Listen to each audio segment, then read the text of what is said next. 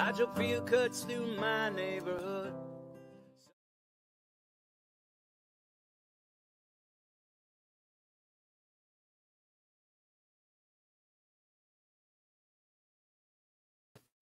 Hi, everybody. Welcome to another episode of Fearlessly Authentic. This is not my normal day, but we have a very special guest. We have really lovely. What's going on? Thank you so much for having me. The past few days I've been just so sad for some reason, and I was like, Lucky, we have to do a show, because whenever I'm with you and Steve, I end up like practically peeing my pants from laughing. I know, right? I was like, I was like, I gotta go before we start this. Yeah, you most likely, otherwise you will literally pee your pants, probably. Yeah. We're like, the three of us are kind of like humor soulmates in a way. Yeah. Like, I'm immature as it is, but you guys bring it even more out of me. Like, to the point that I was doing death metal for Medicare for All. Like, yep. that was pretty, that was intense. Fantastic. It doesn't get much better than that. I mean, that's I know, man. EP's coming out shortly, people. Yeah, right? Fuck yeah. So yeah, when you said that, I was just like, okay, when you want to do it, tell me, let's go for it. Like, I'm always, I'm just glad that you took us up on that offer to do a show anytime. Like, we really mean that. Hell yeah, for sure. I know who my comrades are in indie media. I know. I've been doing this shit over 5 years. I learned a lot about people. People I did shows with 2 years ago. Now, I wouldn't touch them with a 10-foot pole. You learn a lot about people, and you see the way people change dramatically when they get more followers. I'm the same fucking person. When I started my show and had 100 followers, and now I have 25,000 followers, I'm the same fucking person. I'm always gonna be. But in indie media, yeah. Not exactly. I have seen it like firsthand, and I'm just like, I get floored by it. Like, wow, because you can see the transition happening, and then if you call it out ahead of the curve, oh no, people will you're raked over the coals. Yeah, if you because the thing is, before everyone else, people say, and people do hero worship certain politicians. They do, no question. But people hero worship people in indie media as well, but they don't acknowledge it. Some of these people, they can do no wrong. They say things that are blatantly false. I know you know who I'm talking about. And get called out. And then, don't you ever question this, blah, blah, blah. Excuse me, when you're stating bullshit, I'm going to tell you, I don't care who you are. None of us are free from criticism. I mean, but that's how a lot of people are. You cannot. And the thing is, too, like my show, your show, this shit's independent media, okay? If you have $3,000 a month from patrons and you have a producer and all, you're not indie media. Sorry.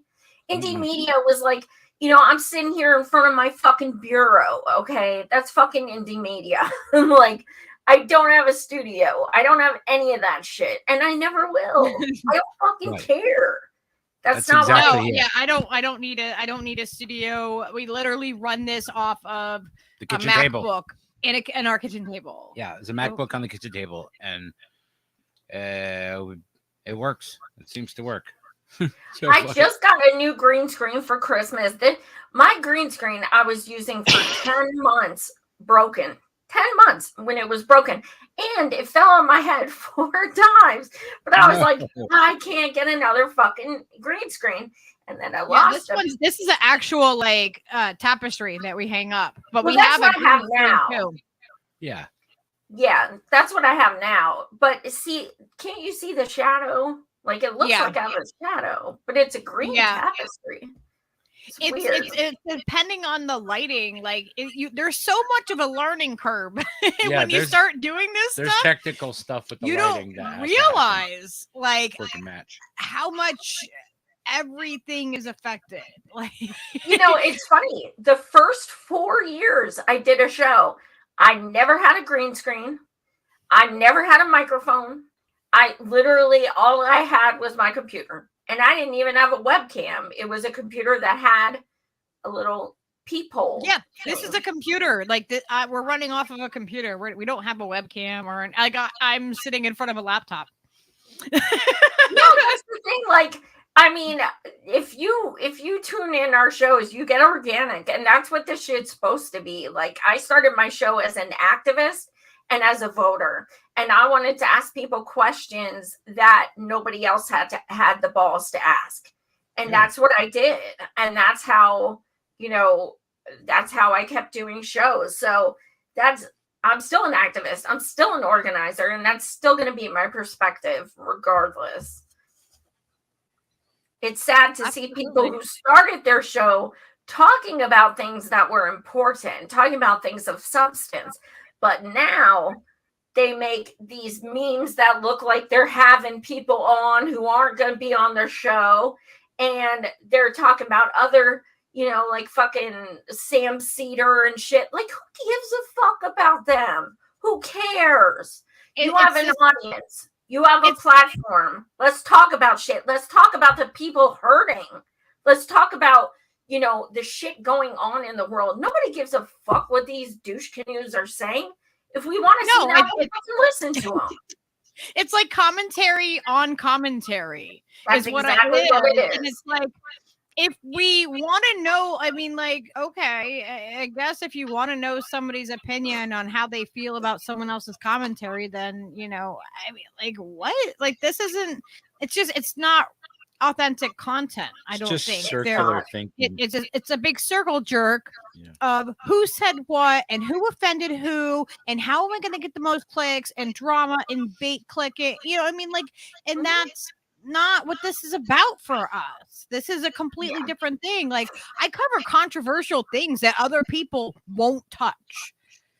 Like, people don't touch the topics that I touch. Like, I've covered the maid issue up in Canada. Like, I've covered that so many times. I've done 3 full on, I mean, there's probably like 12 hours of me covering, maid and doing the euthanasia of people. And like I've covered that wholeheartedly. I'm covering LGBTQ issues. I'm covering the drag queen stuff.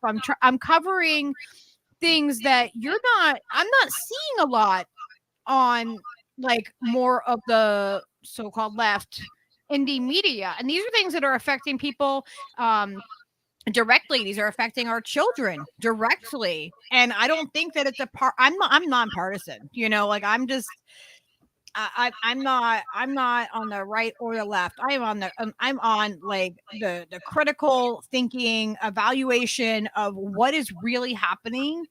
And what are we not paying attention to as we're distracted by all these other things? Right, exactly. People only do what you let them do. We are not holding people accountable. If we are too busy talking about shitlib podcasters that we already know are shitlibs, we know they have nothing of value to say. We know this. Why are we doing commentary about them? Who cares?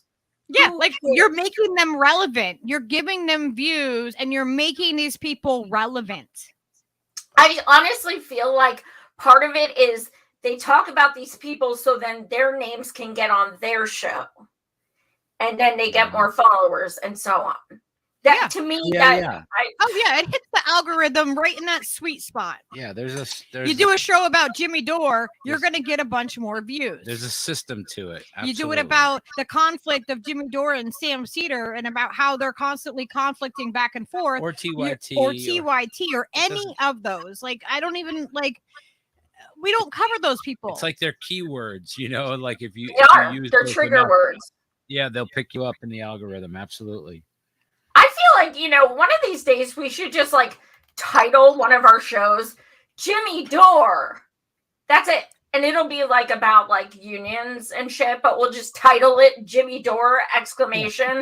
So It's like, is Jimmy here yet? I heard he was coming. Is he coming? Yeah. Is it, we could just play it off. I mean, and you've worked with Jimmy Dore, and I've been in contact with Steph, and they've come to Steve's like live streams, his music streams and stuff like that. But it's not our focus. They're just people too. You know what I mean? They have a larger following, and they're just, to me, like, everybody is just people in this space, and their actions matter and how they behave matters. And well, it's like my friend said to me, my friend said to me, you know what, Joy, never get intimidated. We all poop the same way. And I thought, you know what? That's some damn good advice. Yep. Yeah, I'm not intimidated. I would be excited, you know what I mean, to meet somebody that's, that's been around, that has a lot to say, and but like I don't get intimidated because they're just people. Yeah. They and are. Ultimately it doesn't matter. It doesn't matter like who you're talking to. It's like if you're excited to talk to that person, then there's no reason to be intimidated. You're like right. To ask, to ask questions and I mean the beauty of having things like Twitter is if I meet someone I'm excited to meet and they're a dick, I'll put them on blast. I don't give a fuck. Right. I've seen you put people on blast. I like it. I like that kind of attitude because I do the same thing. I was trying to do it like diplomatically without actually just naming people. But then people are like, "Oh, you're being." Like, but then people are like, "Oh, you're just being passive aggressive. You're just being a dick." I'm like, "Yeah, but you don't understand. I'm not really being that much of a dick compared to the people that I'm talking about."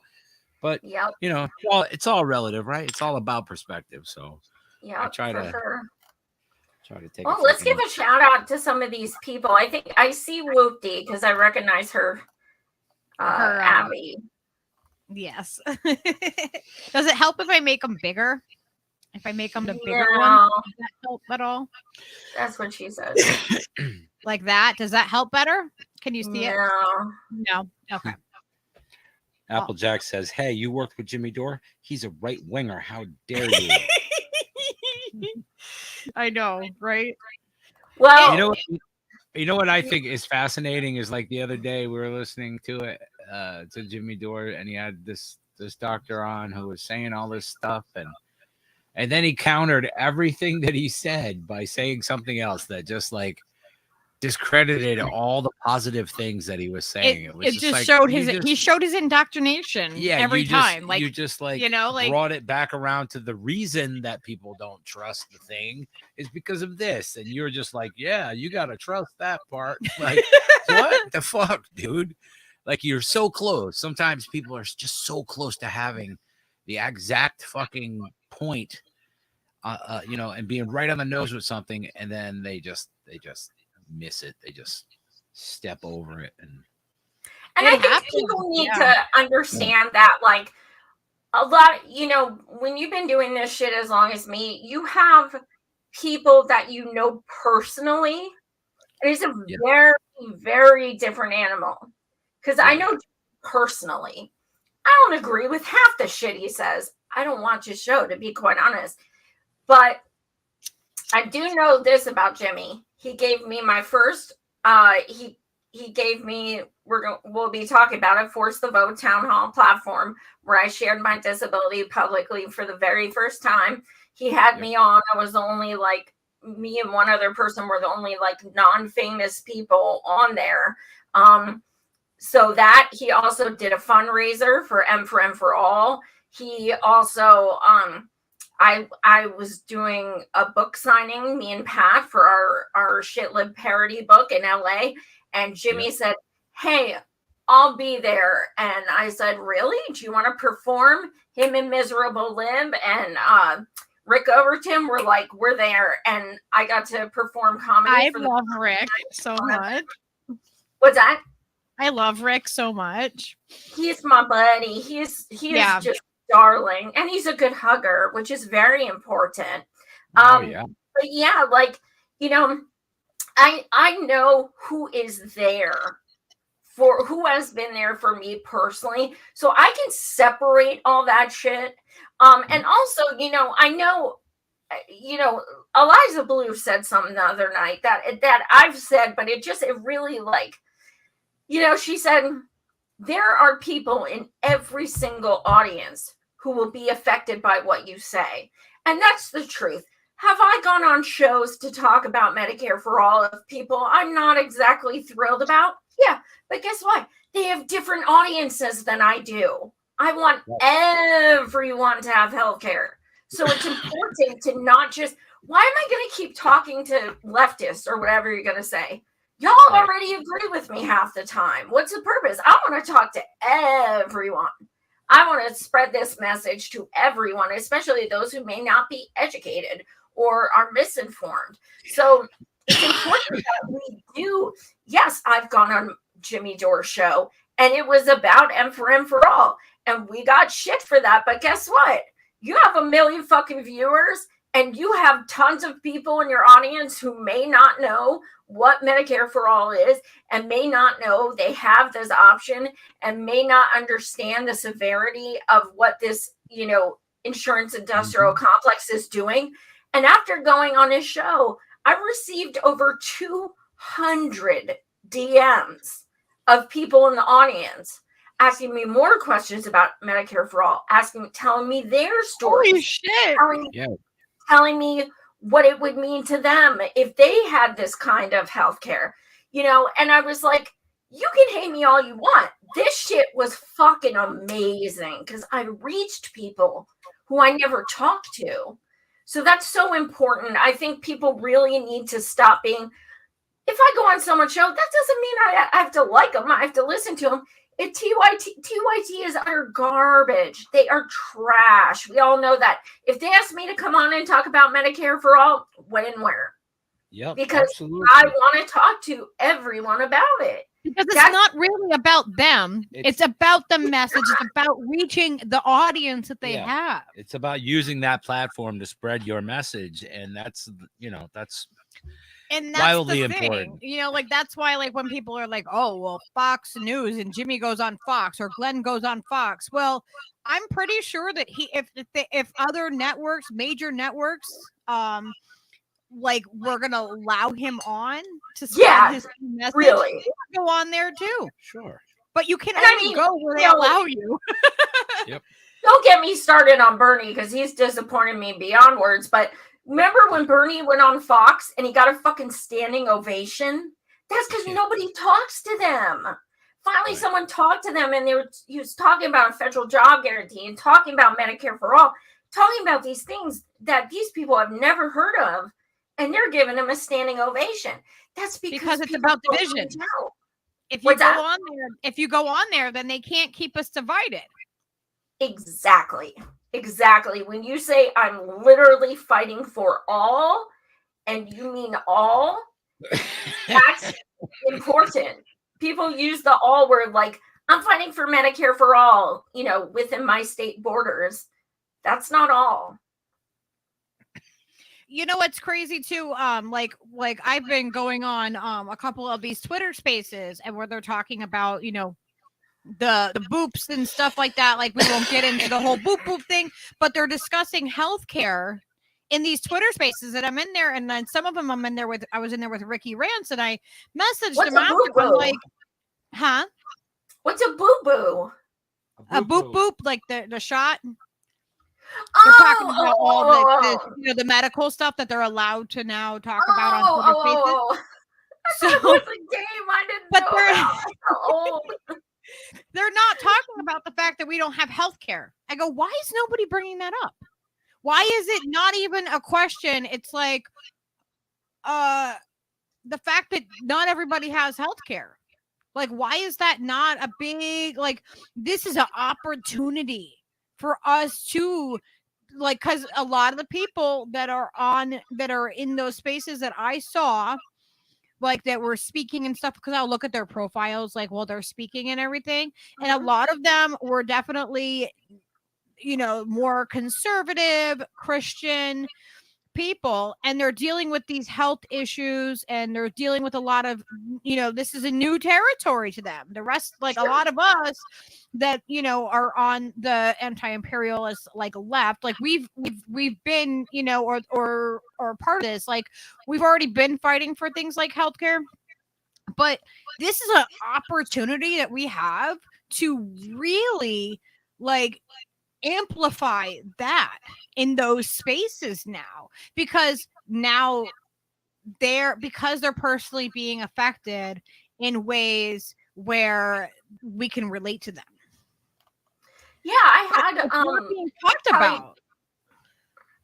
I had maybe about 2 weeks ago, gentleman, Lee Stranahan, wonderful guy, such a sweetheart. He's also disabled. He had several strokes the past year, and he is mostly blind as well. And he is admittedly right wing. He used to write for Breitbart. Okay. He came on my show. We were talking about Medicare for all and shit. He was saying, you know what? The coolest people I've ever met are communists. So we're having a really good conversation. And he's anti-imperialism. He's a right winger, because you put people in these groups and you don't know if you have, like I see this shit where it's like, let's organize this, but we don't want so-and-so people there. That's gatekeeping bullshit. If you're organizing something for, for healthcare or for anti-war, if you're anti-war, I don't give a fuck what party you're registered as. I don't give a fuck how you feel about anything except war, because that's why we're here. That's how shit gets done. You look at these, the Republicans and shit, they're so much stronger than we are, because they don't have this, well, that's not going to do anything. Well, what's the point of that? What do you expect's going to happen from that? What's the point? No, they're united. They don't have the shit-lived division that's happening. Like, we are so fractured over here. They're like when and where, and they all go, and half the time they don't have a demand or anything, but they all get there. And we don't have that, because every time I organize anything, people are like, what's that going to do? Oh, well, that's important. Oh, well, I'm sure that'll change things. And it's like, get off your fucking ass. Show me what to do. But that's how people are on the left, or whatever you want to call it. They're too busy telling people, don't do it this way. I think it's very different when people are trying an incrementalist approach and it's actually hurting the cause, such as state by state and what have you. That's very different. More division. It causes division. That causes division. It causes confusion. It causes people to be like, wait, what? And then they tune out. Because people have so much happening all at once, all the time. There is a million things going on in your daily life. And then we're asking for your attention on something. And then it's like, oh, well, it's being conflated and like this. And then it's confusing. And people just tune it out. And then that right there, that confusion, it causes enough of that people are like, yeah, no, I'm not. Yeah, I'm, and because of that, because people are doing that, and even Absolutely. If they are good intentioned, it's not being beneficial to anybody. It doesn't. Their intentions don't matter, because they are having a negative effect, and a lot of people won't hear that. They will not hear that, and they'll tune that out, and they'll defend their stance on what they want. And it's like, this is why we're spinning tires over here. And Absolutely. I feel like there's a lot of people that are kind of like shifting, like, oh, sorry. Sorry. You have the cutest face. Find the mute button. Oh, that's what I was going to say. So another update on state by state. It has failed yet again. The Red Hats in Washington have their deadline was this week. They needed 400,000 signatures. They got 78,000, I believe, less than 1/4 of what they needed. Now, this is not me gloating. I feel bad for the people who actually did believe they were doing something to help others. The group themselves, they're a fucking super PAC, a bunch of not good people. But for people to say this is not hurting Medicare for all nationally is blatant bullshit. Because you know what happens every time Medicare for all gets brought up now? 8 states have tried it. 8 states have failed it. The number just keeps on going. And then they use that against, like, they use that as a tally against. Like, see, it's just going to keep failing. People don't want it. We can't have it. There's Washington no has a couple million people, and they couldn't even get 400,000. See, they don't want it.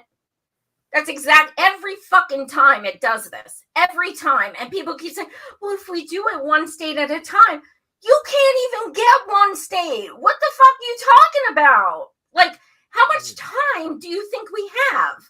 Maybe if everybody stopped focusing on themselves and their 4% black state that has a median income of $78,000, maybe if you stop thinking about that and start thinking about all people, including immigrants in every state and places who aren't states, such as DC, Puerto Rico, and other places, perhaps if you stop being selfish and start thinking about everyone, as in Medicare for all, perhaps it would put us a little closer. But it's easy to be like, oh, we. And then when you fail, not if you fail, every attempt has failed. When you fail, just be like, we'll try again. Well, what the fuck do 24 states who don't have ballot initiatives, what the fuck do we do? Just hope maybe one day one state will pass, because it's not going to happen. And if it does, I mean, what, cannabis started first being legalized 27 years ago and there's 19 states? How much time do people think we have, honestly? And that's a plant. And that's a plant that makes money. Right? Exactly. You're exactly right. Plant that should not be illegal to begin with. It shouldn't be illegal to begin with because it's a freaking plant. I mean, like, how insane is that? That prohibition of certain plants are illegal and other ones aren't. Like, what are you talking about? How do you make Mother Nature illegal? If we got rid of the prison industrial complex and took out for-profit prisons, that would change immediately. But if people make so much money locking up black and brown people for the stupidest shit in the world, no drugs should be illegal. I don't even do drugs. I don't give a fuck. I don't care. I don't want them illegal at all. Give people free treatment if they want it. That's part of Medicare for all. You get to go. I mean, treatment centers are expensive, and Medicare for all covers that shit. What about all the people who need therapy so desperately right now? Self-harm is the highest it's ever been. Suicidal ideation, depression, it's all so high. And so many people have no ability to talk to people or to get their medications or anything like that. But people, you know, it's all about themselves and stuff. Well, like, as a disabled person in Pennsylvania, it doesn't make me feel warm and fuzzy inside that Washington people are fighting for themselves. That doesn't do shit for me or my comrades that call me crying because they can't afford a therapist and I act as though I am one. That doesn't help any of us at all. So that's selfish and it's incrementalist as fuck. And when people say it's not, they need to learn the definition of incrementalist, because 1 out of 50 is called incremental. That is not, you know, that's a shit lib thing that Pelosi was pushing state by state. So all you need to know is Pelosi wanted it. That's it. That if you need to know more than that, I don't fucking know. She was the progressive. What's that? So she was the progressive. Yeah, back then. She was the AOC of today. Yeah. Yeah. And that's why, like, I think it's crazy. Like, we first brought up the force to vote, and like I can't believe it's been 2 years. I can't Crazy. believe I that wouldn't it's have been 2 even known years that since- unless I got my Facebook memory. It popped up and it's like 2 years ago today. I was like, what? I mean, Damn. like, it's crazy because I remember like Steve and I watched you when you were on and you did the town hall and hearing your story, and like we sat there and we cried like as you were telling it, and every time I hear it, it's like I get goosebumps, and I'm like, to me, it's just it's wow, it's already been 2 years. Like the That time night has changed my gone life. by. It changed my life. It really did. It first, after it first, you tell your story for the first time to 130,000 viewers. That was insane.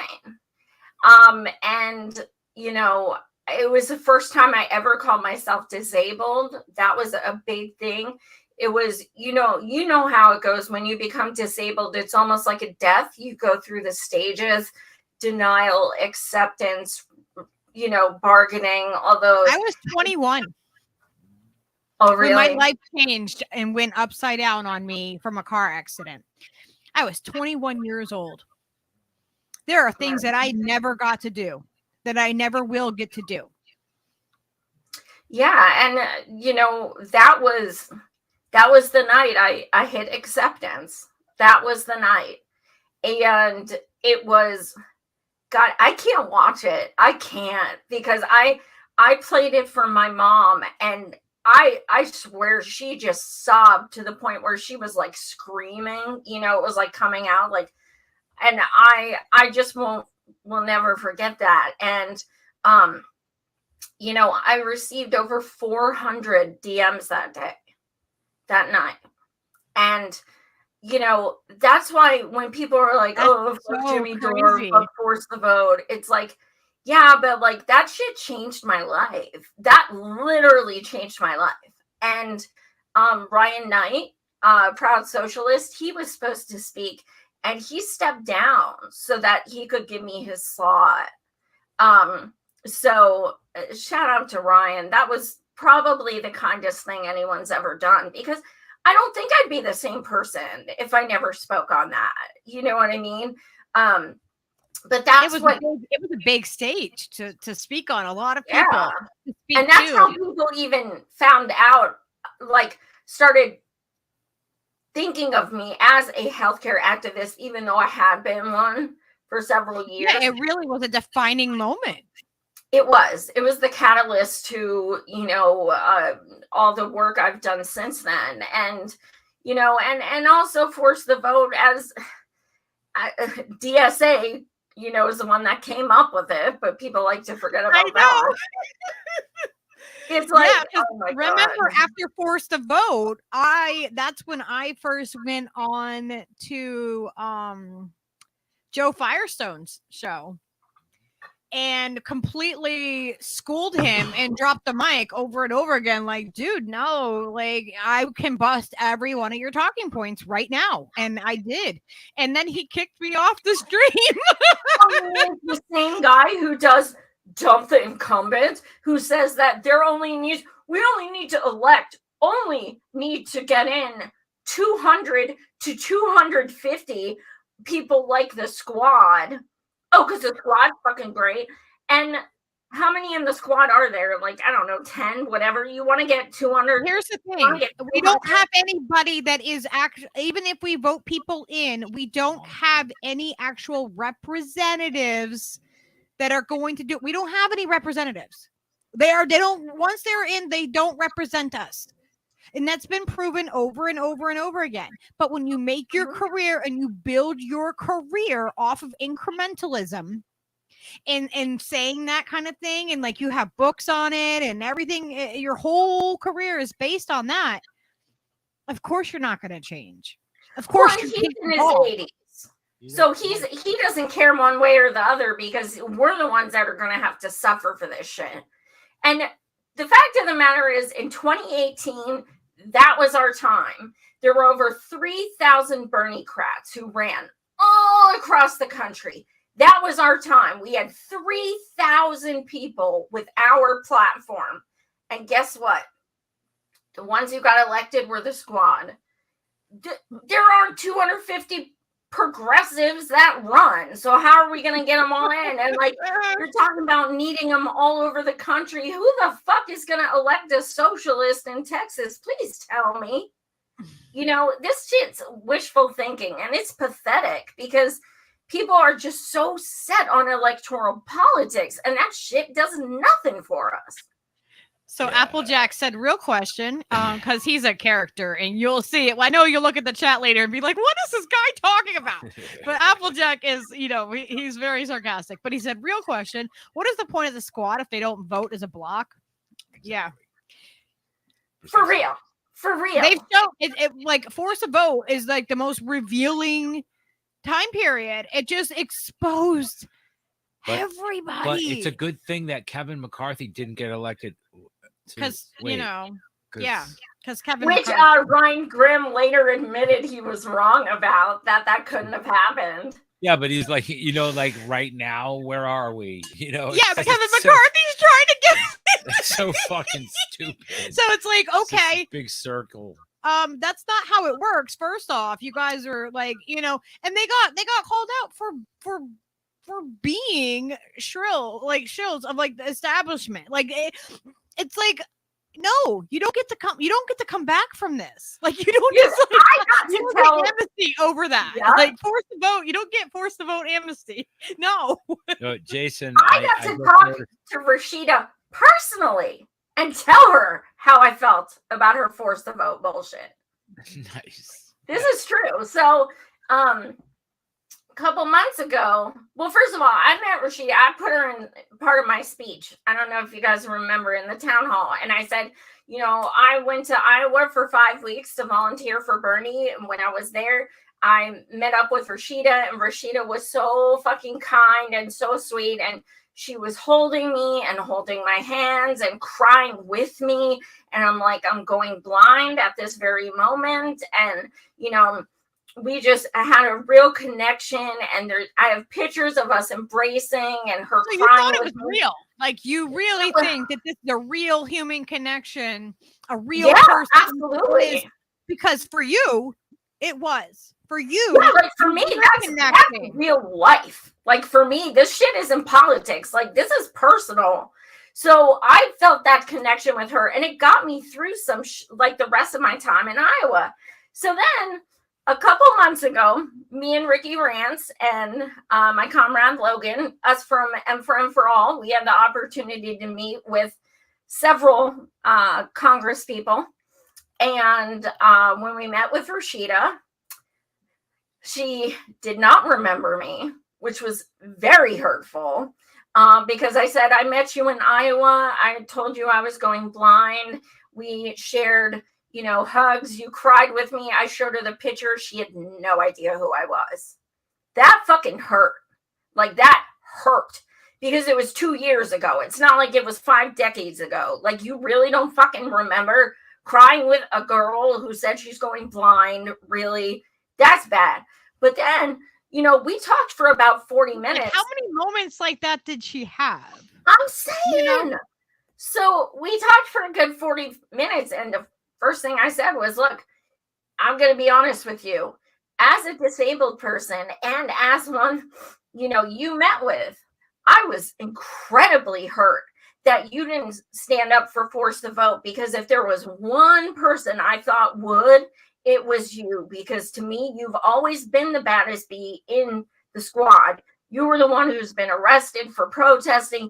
You have stood on your own with certain votes. I said, if there was one person who would do it, I truly believed it would be you. And she goes, well, you know, I don't know what to tell you. I don't want anything to do with this fucking sexist and his program. And I said, you know what? It wasn't his idea. It was DSA's. And she goes, what do you mean? I was like, it was DSA's. It was in their handbook. And she's like, well, I don't know what to tell you. If I disappointed you, then so be it. I guess you can find someone else. And I said, hold up. Excuse me? Did you just tell me to go find someone else? And she's like, Oh, well, that's not, I didn't really mean it that way. I looked at Ricky like, this is fucking bitch. Did she really just fucking say that to me? So, but then 5 seconds later, she's like, you know, as activists, you need to hold us accountable. Well, that's what I'm fucking doing. And you're fighting me. Bitch, what the fuck do you think?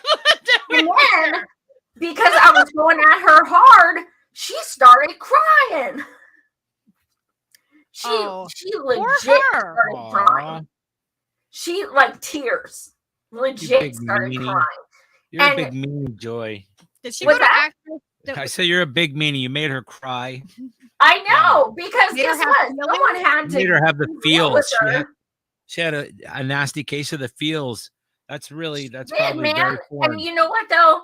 But it was the realest I've ever seen her, because then once she got emotional, she said, you know what? I went into this with the best of intentions. I went in as an activist thinking I was going to make a change, and then everything changes once you get inside. And I was like, you know what? That's the realest thing you said to me since you've been on this Zoom. Because she's right, and it's obvious that's what happens. Doesn't mean I forgive her for it, but it means she's aware it happened. So change it. If you're aware, change it. What are you doing? Yeah. Now you have a conscious decision to make. Now that you're aware of how you're behaving and what you did, and you have these feelings, now from there you have a conscious decision to make. And when I went after Joe Firestone, and I went on his show, and I mean, I was like super calm and collected with him. I really not think you were the slightest bit rude whatsoever. Mm-hmm. No, yeah, I and you know, I told him the same thing, that force the vote was in the DSA handbook. That wasn't a Jimmy Dore thing. And it got like labeled as like, oh no, it's a Jimmy Dore thing. It's like, wait a minute. You don't get to like rewrite the truth here. Like, we need to have an honest conversation. And it wasn't his. And he said that it wasn't his, and it was from their handbook. So there was no reason for everybody to take that weird stance. Like, no, I can't because of Jimmy Dore. Like, what? He's stopping you from getting health care? Like, really? That's why you don't support it? It was a way to obfuscate why because they were scared. Like, when you see so-called leftists celebrating that Nancy Pelosi got reelected just because they wanted to say fuck you to force the vote, you're shit libs. Period. Mm-hmm. You are shit libs. You're celebrating Nancy Pelosi. Like, they'd be like, ha ha, force the vote didn't work. Pelosi's staying there. Wait, you're like celebrating Pelosi is staying in office. Do you fucking hear yourselves? So what you're saying is, don't dare stand up to one of the most disgusting, corrupt people in politics. Don't dare. And you call yourself a so-called leftist? Are you fucking kidding me?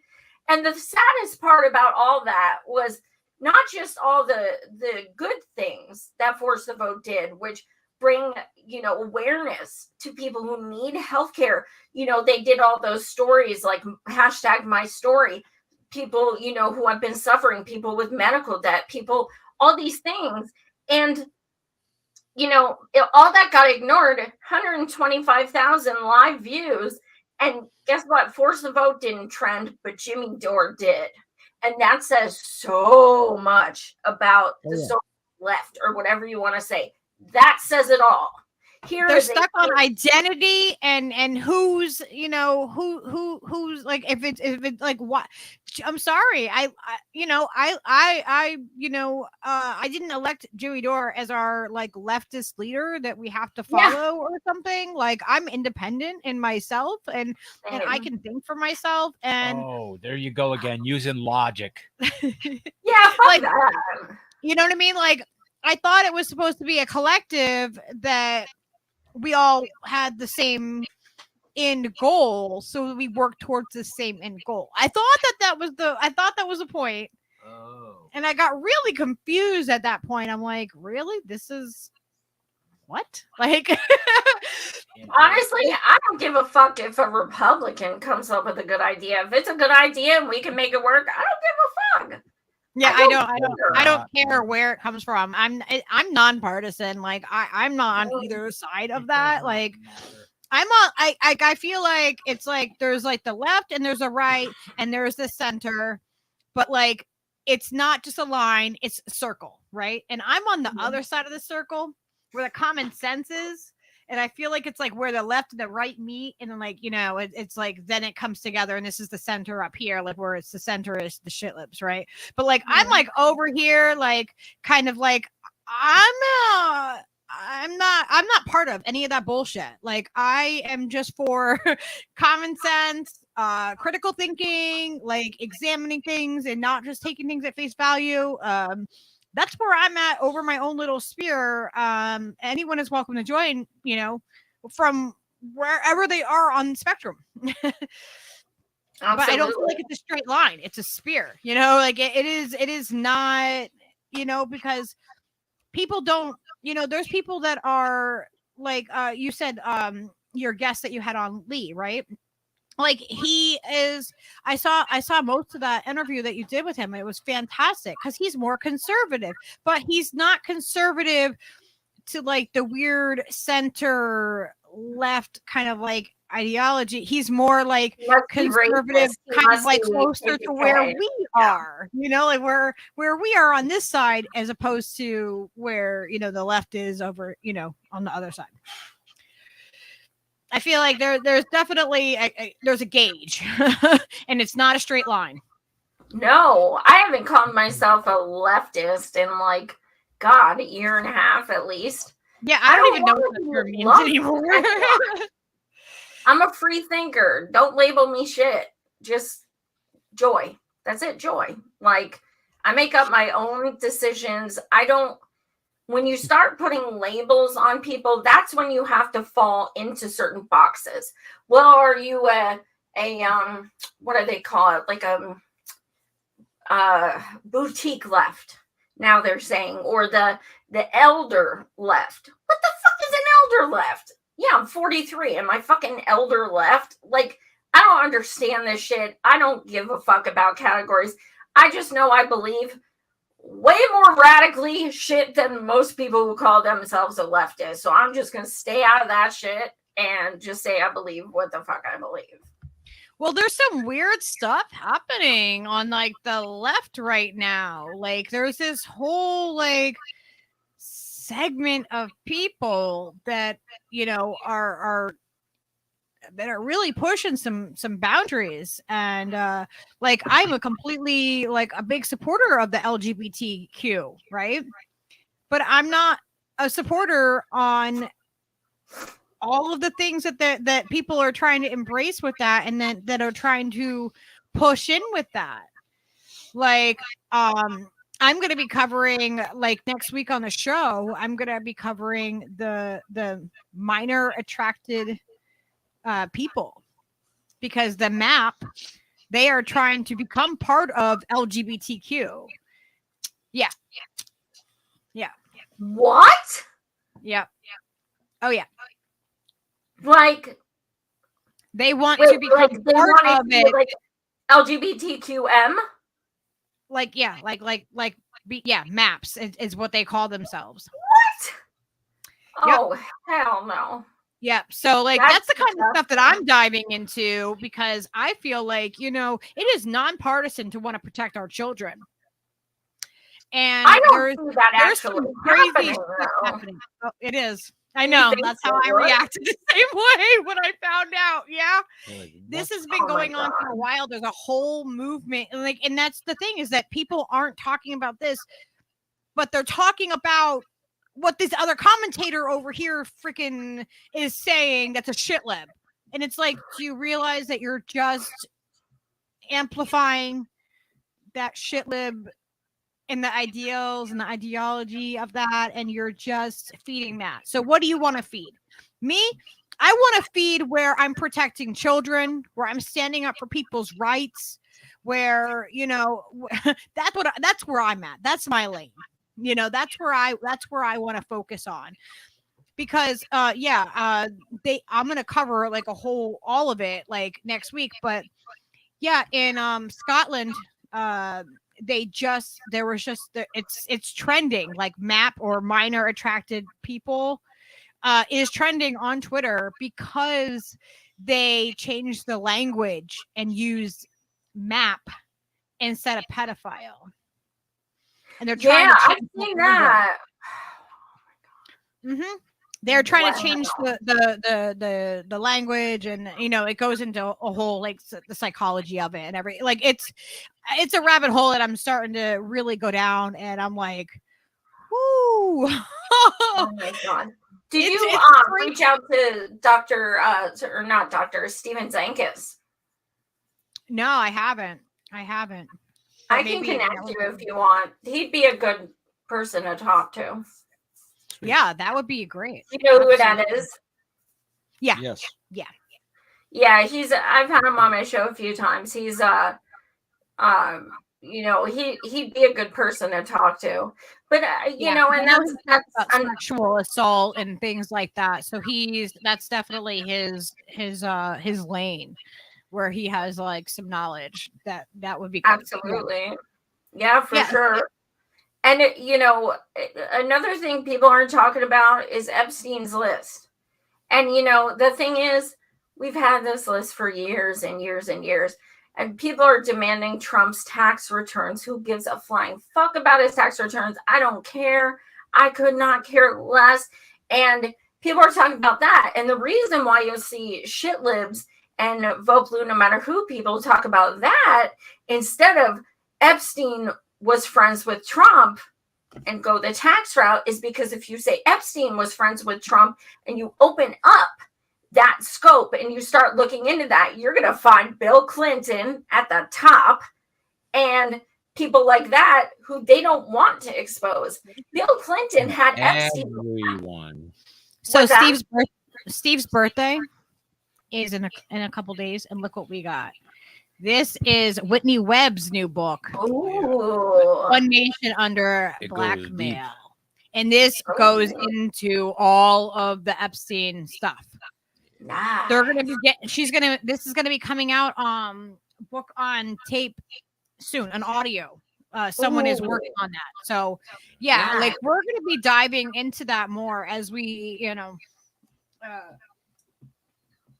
as we learn more. Yeah, because I mean, I found out that even when I covered the Balenciaga stuff that was happening, and while uncovering that, I found out that even Kanye has been listed as a defendant and stuff, like with Epstein. Like we're all part of this.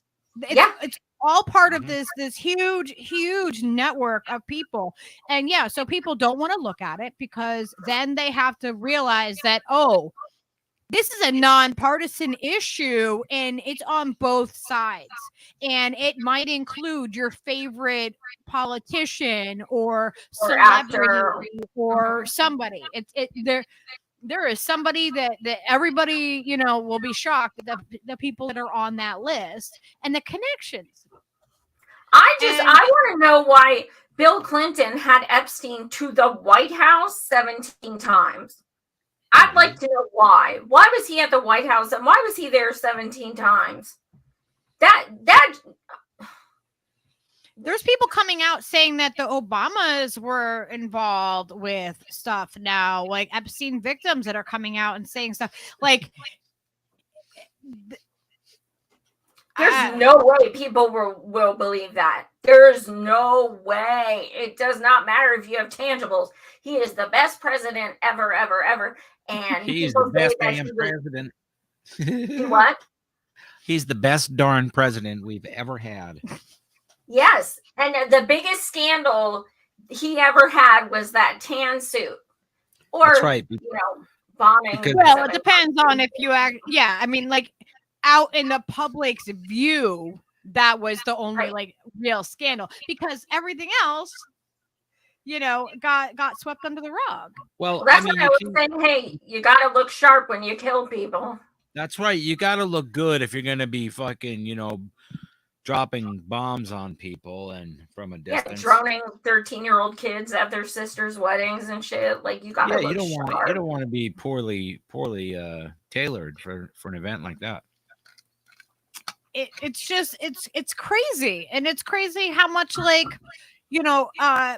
so now, since right after I covered the Balenciaga thing, now Gucci is having issues. Like, stuff's coming out about them, and they're all under the same carrying umbrella, like, companies. Gucci, like, clothing?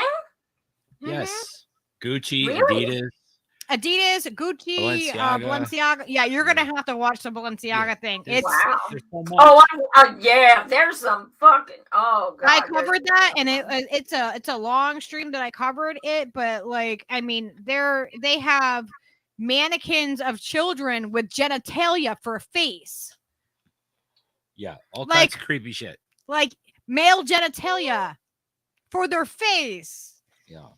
Yeah, I mean, like, I blanked out the pictures because I didn't even want to show them. Like, to talk about just like the handbags and the photo shoot, like, that was just the tip of the iceberg with what they were covering.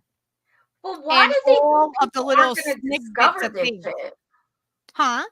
Why did they think people won't discover this shit? Like, that's what I don't understand. Like, are you that brazen? Because you keep getting caught. Well, they are that brazen. They literally put fucking paperwork in a photo shoot, like, kind of like goofing on the fact that the fucking laws against pedophilia and child porn were lessened. They were like celebrating it, like tongue in cheek, and actually have those documents in their fucking photo shoot. Like, that's crazy and creepy, and they're disgusting, man. I just don't even know. Yeah, how to articulate how gross. I did with my buddy Amira. I did a 12-part Epstein and Ghislaine episodes. 12 episodes on her trial. I did a conspiracy theory episode about, is he really dead? Was he murdered? Did he commit suicide? I did an episode of Ghislaine and all the proof that is out there that her family was CIA and FBI. And every single episode out of those 12, every single one, we show the proof of everything on that screen. So I don't, we didn't report anything. We spent weeks investigating this, and then did 12 weeks of shows. So it's called Chasing Shadows. You can find it on my YouTube at Savage Joy Marie Mann. A lot went into those shows, but they were absolutely fascinating. I thought I knew a lot. But yeah, a lot more was, we discovered a whole lot more about like her dad's accidental death and like just some crazy shit, man. Yeah. I covered a while back remember when Trump got raided at Mar-a-Lago? Uh-huh. I found ties in that directly to Epstein. And the reason he got raided is crazy. Like, that episode got completely like I tried to like share it out to like some of the bigger, the bigger channels that were covering stuff, and like nobody picked it up, and all the evidence is there and that like why he got raided, what was happening. It was lawsuits with the Clintons and stuff. Like, it is.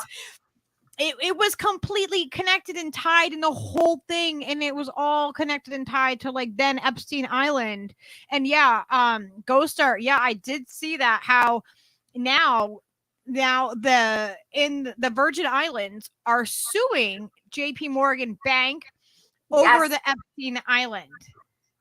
Yep. And saying that they are, they laundered the money and this and that. So like, there's some, like, because people aren't letting this go, I think that we're going to see some cracks. If we keep the pressure up, though, we cannot let the pressure go down. We cannot give up our power.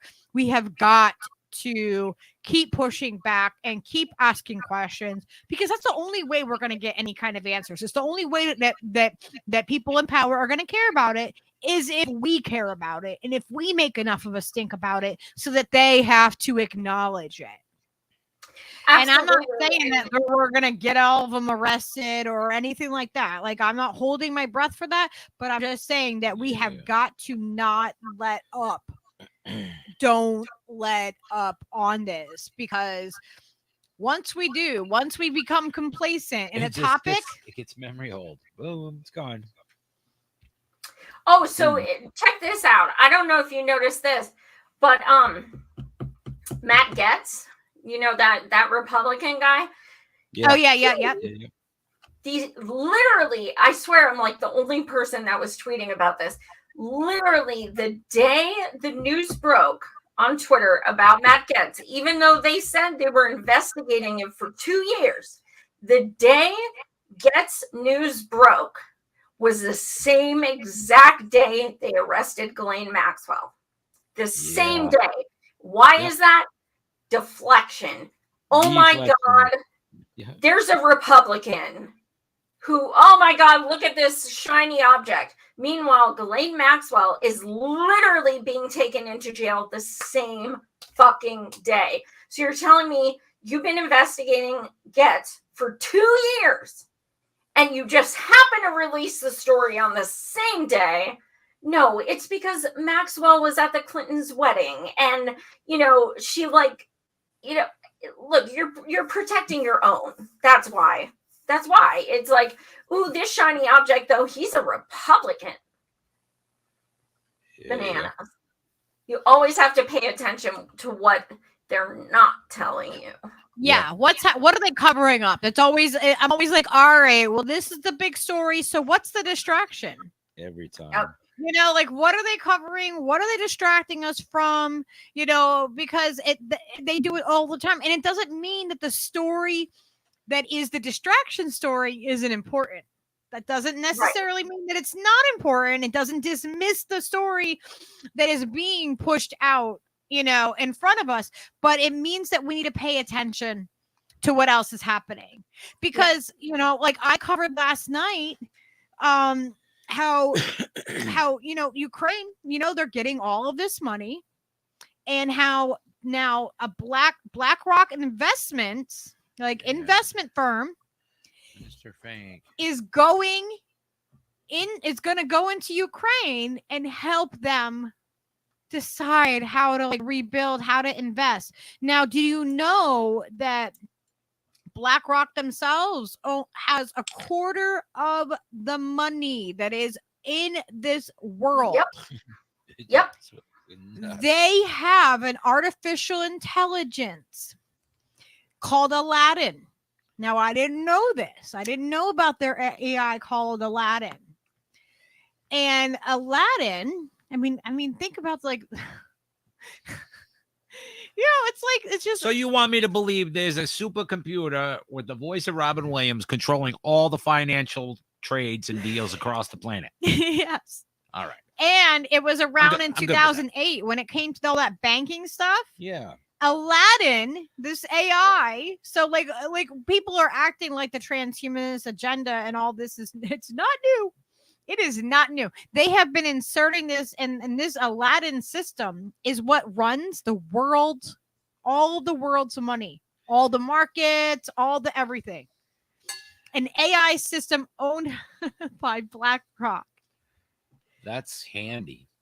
They if you have all the money, they have investments in over 90% of the news that is out there. So they have a monolith, a monopoly, and this is a bunch of people that it's not even like one person, it's a bunch. This is bigger than Amazon. This is bigger than everything else. And how many people know about BlackRock? I mean, like, ask an average person. Do they know who Julian Assange is? Do they know who BlackRock is? Do they know who the Vanguard is? Do they know who these huge corporations are that are in control? Because I think that anyone who is truly anti-imperialist knows about BlackRock, because we've been talking about that for, God, I think I learned about them maybe 2 years ago or so. But yeah, I saw the articles you're talking to, and it's just like, it just proves what we've been saying, that this is just a fucking, I posted the one day on Twitter, do you guys realize we are paying for Ukraine's healthcare? That's a fact. I included receipts that shows how our bajillions of dollars have been broken down. That is a fact. We have been paying for their healthcare. And over 400 comments. I hate Ukraine. I want Ukrainians to die. I don't care about them because I am anti-Semitic. All this shit. And I'm like, oh my God, what does this have to do with anything? I'm making the point that we have over 50 million people who are uninsured or underinsured, who are dying in the streets every fucking day, and we are paying for another country's healthcare.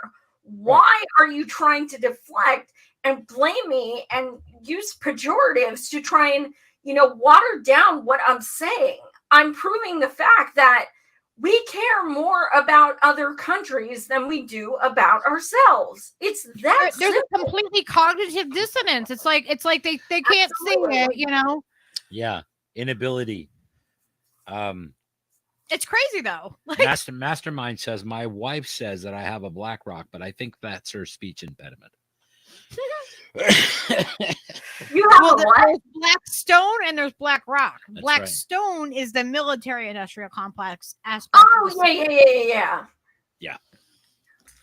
And it's crazy because they use Native American language.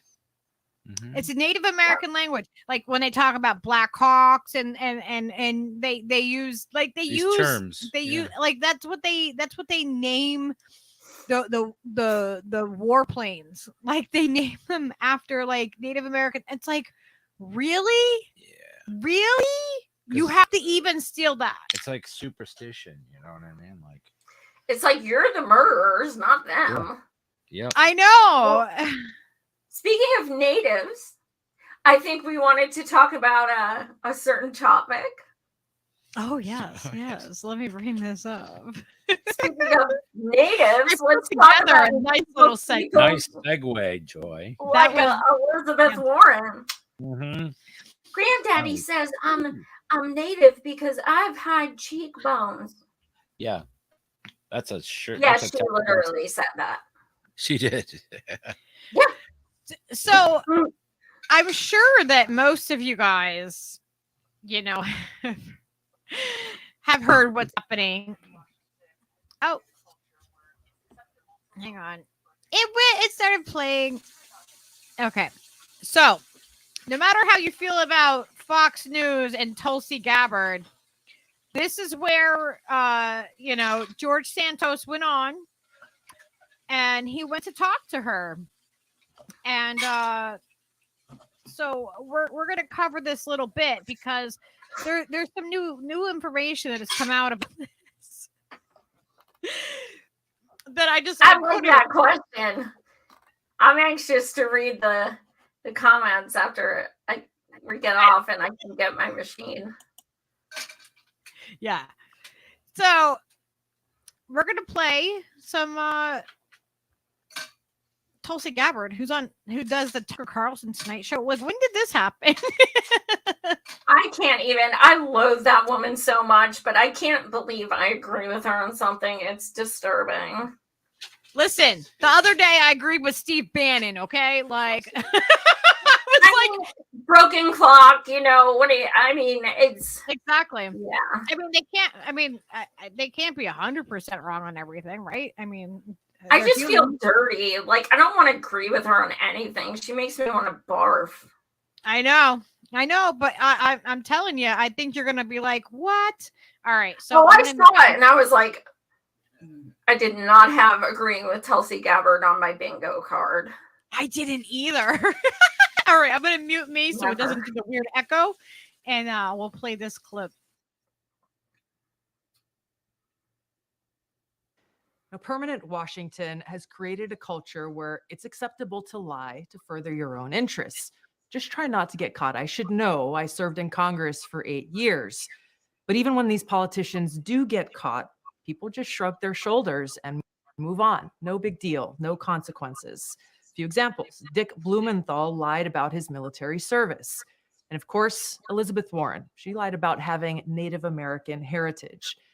So no one should be surprised that the American people don't trust these politicians. They've got no faith that those in Washington are actually working for the people when they're so clearly working for themselves. Now, there are new accusations that George Santos, who was just elected to represent New York in Congress in this past election, has actually been lying extensively about his own past. Now, he admits to some of these deceptions. For example, Santos acknowledges that he, quote, embellished his resume by saying that he graduated from Baruch College, but he didn't. Santos has also admitted he never actually worked for Citigroup and Goldman Sachs, even though his website suggested that he did. Additionally, Santos once called himself a proud Jew, but in an interview with the New York Post, Santos now says, quote, I am Catholic because I learned my maternal family had a Jewish background. I said I was Jew-ish. Like, I'm fucking embarrassed but for the guy. Now we have the what the opportunity fuck? to hear directly from George Santos himself. This is his very first TV interview since these accusations surfaced. George Santos joins us now. Congressman-elect Santos, thank you for joining us today. First question I really want to ask you, now that all of this has been revealed, is what does the word integrity mean to you? Well, Tulsi, thank you for having me. You know, to answer your question, integrity is very important. And like I said to the New York Post, embellishing what my does it resume mean, was a though? mistake. What does it mean? Because the meaning of the word actually matters in practice. Of course, it means to carry yourself in an honorable way. And I made a mistake. And I think humans are flawed, and we all make mistakes, Tulsi. I think we can all look at ourselves in the mirror and admit that once in our life we made a mistake. I'm having to admit this in national television for the whole country to see. And I have the courage to do so because I believe that in order to move past this and move forward and be an effective member of Congress, I have to face my mistakes, and I'm facing them. The reality is that I remain committed to doing everything I set forward in my campaign. I'm not a fraud. I'm not a fake. I didn't materialize from thin air. I worked damn hard to get where I got my entire life. Life wasn't easy. It didn't start off easy. As I've said it many, many times, I come from abject poverty. I made some mistakes, and I own up to them. And now I want to put this past me so I can deliver for the American people.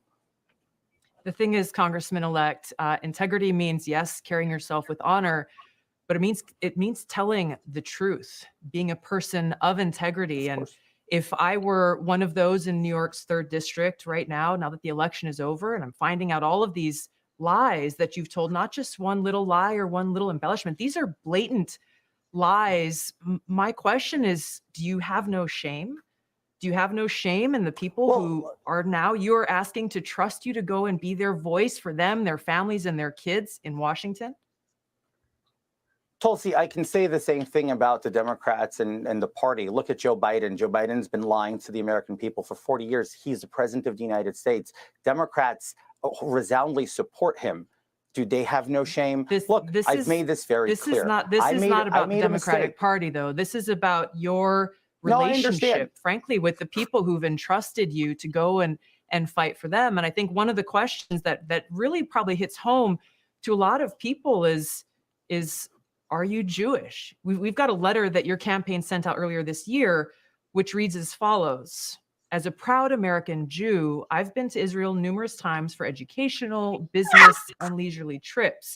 You said in that letter that you are, quote, a proud American Jew. How do you explain that?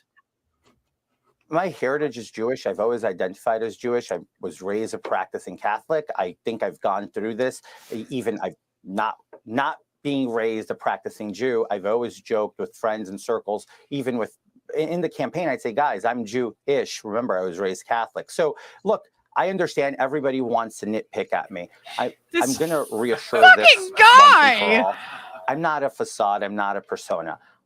I have an extensive career that I worked really hard to achieve, and I'm going to deliver from my experience because I remain committed in delivering results for the American people. I campaigned on inflation. I campaigned on crime. I campaigned on education. I campaigned on delivering resolve for the American people. That's what the people of the 3rd Congressional District heard me on and on as I campaigned. Now it's going to be incumbent upon me to deliver on those results, and I look forward to servicing exactly and right. serving my district.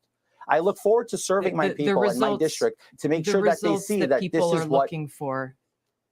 The results that people are looking for are called into question when you tell blatant lies, not embellishments. And this is, I think, one of the biggest concerns, Congressman-elect, is that you don't really seem to be taking this seriously. You've apologized. You said you've made mistakes, but you've outright lied. A lie is not an embellishment on a resume. You said you worked at Goldman Sachs and Citigroup, but they've said, we've got no record of this guy working for us. You've said you've gone to and graduated from these universities, but they've said, well, we've got no record of that. These are blatant lies, and it calls into question how your constituents and the American people can believe anything that you may say when you are standing on the floor of the House of Representatives, supposedly fighting for them. That's the real issue here.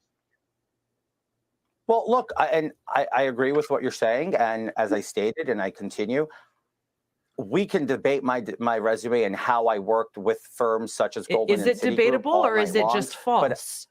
No, no, it's not false at all. It's debatable. I can sit down and explain to you what you can do in private equity, in capital intro, via servicing limited partners and general partners. And we can have this discussion that's going to go way above the American people's head. But that's not what I campaigned on. I campaigned on delivering results for the American people by lowering inflation. I can sit down, and if you want to have that discussion, I'd be glad to, Tulsi, to explain that to you and make sure that we settle the score. This is not about settling scores. And I think you just kind of highlighted, I think, my concern and the concern that people at home have. You're saying that this discussion will go way above the heads of the American people, basically insulting their intelligence. So not only are you now backtracking on these lies that you've told, but you're saying that you can't explain it in a way that your constituents would actually be able to understand. I can explain it in a way if you give me the time. I can easily if you give me the time, I can easily explain it for you.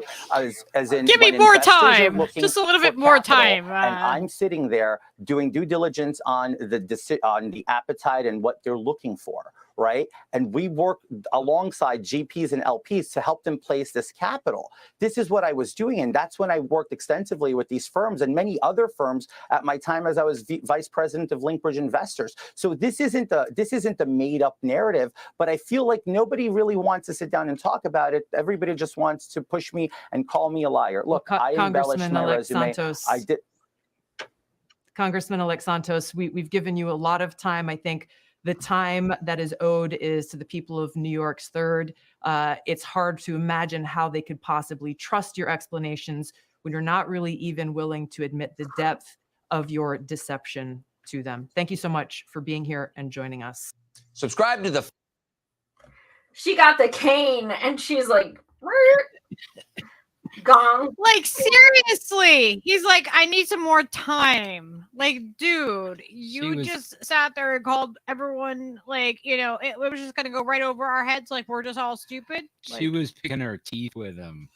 Oh my She's God. fucking chowed that motherfucker. Come on. I mean, yeah, like he knew he was gonna have to do that. Like he knew that was coming. Yeah, somebody said, well, you're a jackass. You lied about this shit. They're going to take you to task about it. And this, how you handle yourself is going to prove, whether we fucking. I mean, in fairness, okay, look, I'm not cool with deflection. I'm not cool with hypocrisy, but I will say that all these people who love Biden who were calling him out, and I got told, oh, well, Biden did that after he was already elected. He did it before he was elected. I'm like, that is not a selling point. Like, he lied when he was already elected. That's not a good thing. Second of all, that's not accurate, because if you guys remember, I have a clip actually forced to resign, to drop out of the presidential primary, I think like the 10th time he ran, because he lied about he did not get a special degree. He was not top of his class.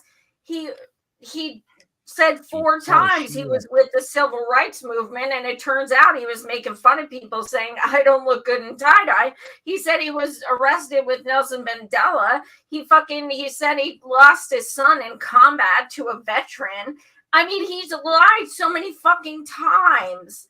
And so, I have a clip right here from 1988 when he was on the road to the White House. So we can hear it from his own words. You don't remember this. Yeah. I'm going to play it real quick just in case. Oh, and happy 80th, buddy. Yeah. You can remember where the bathroom is. Question. What law school did you attend, and where did you place in that class? And the other question is, could you quickly, I think I probably have a much higher IQ than you do, I suspect. I went to law school on a full academic scholarship, the only one in my class to have a full academic scholarship. In the first year in law school, I decided I didn't want to be in law school and ended up in the bottom 2/3 of my class, and then decided I wanted to stay, went back to law school, and in fact ended up in the top half of my class. I won the international moot court competition. I was the outstanding student in the political science department at the end of my year. I graduated with 3 degrees from undergraduate school and 165 credits, only need 123 credits. And I'd be delighted to sit down and compare my IQ to yours if you'd like, Frank. If I could say one thing, I think just in my own, I'm not questioning your IQ at all. I'm just saying that with the people that we have elected to office in recent years, I think that we have to question their credentials very solidly. Well, I think you're right, Frank. But you know what I find kind of interesting? It seems to me if you can speak, you're at a liability in the Democratic Party anymore. It seems to me you've all become heartless technocrats. It seems to me that you forget that what happens is we have never as a party moved this nation by 14-point position papers and 9-point programs. It seems to me that when we got involved in the civil rights movement, Frank, nobody asked Martin Luther King what his legislative agenda was. He marched to change attitudes. When the women's movement started, it did not move with a constitutional amendment. They marched to change attitudes. And this party better understand full well that it's about time we change our attitude and we begin to change the attitudes of Americans about what their responsibilities are to the poor, about what their responsibilities are to other people, and about what our responsibility in the world is. And that requires changing attitudes. But Frank, I promise you'll see my 15-point plans and 19-point position papers, and you'll be able to make a judgment when Gary Hart and I stand there. Who knows more about foreign policy, Gary or me? And when you see that Dick Gebhardt and I stand there, you'll be able to make a judgment whether Dick Gebhardt or I know more about economic policy. But ultimately, Frank, this country needs a leader, and leaders change attitudes about people. And it's the ironic twist that in the wake of Ronald Reagan, that the only one thing he knew how to do was the one thing that is now being the currency of which is in fact being devalued so much. But anyway.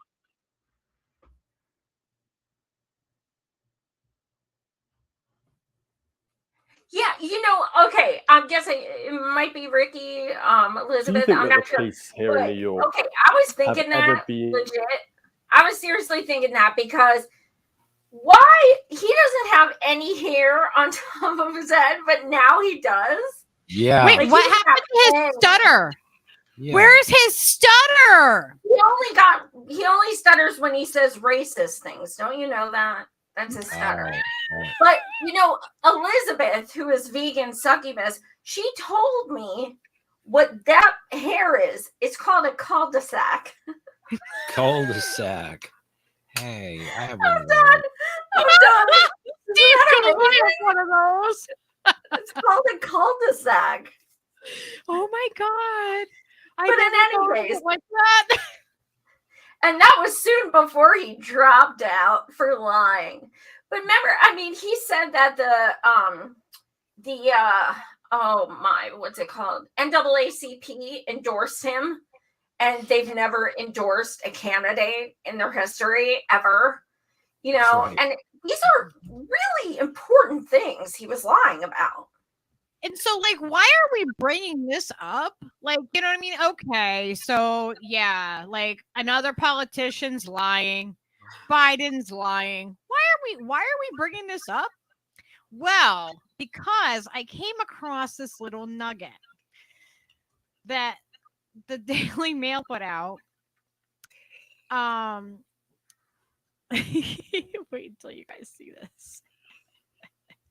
I don't know if you guys saw this.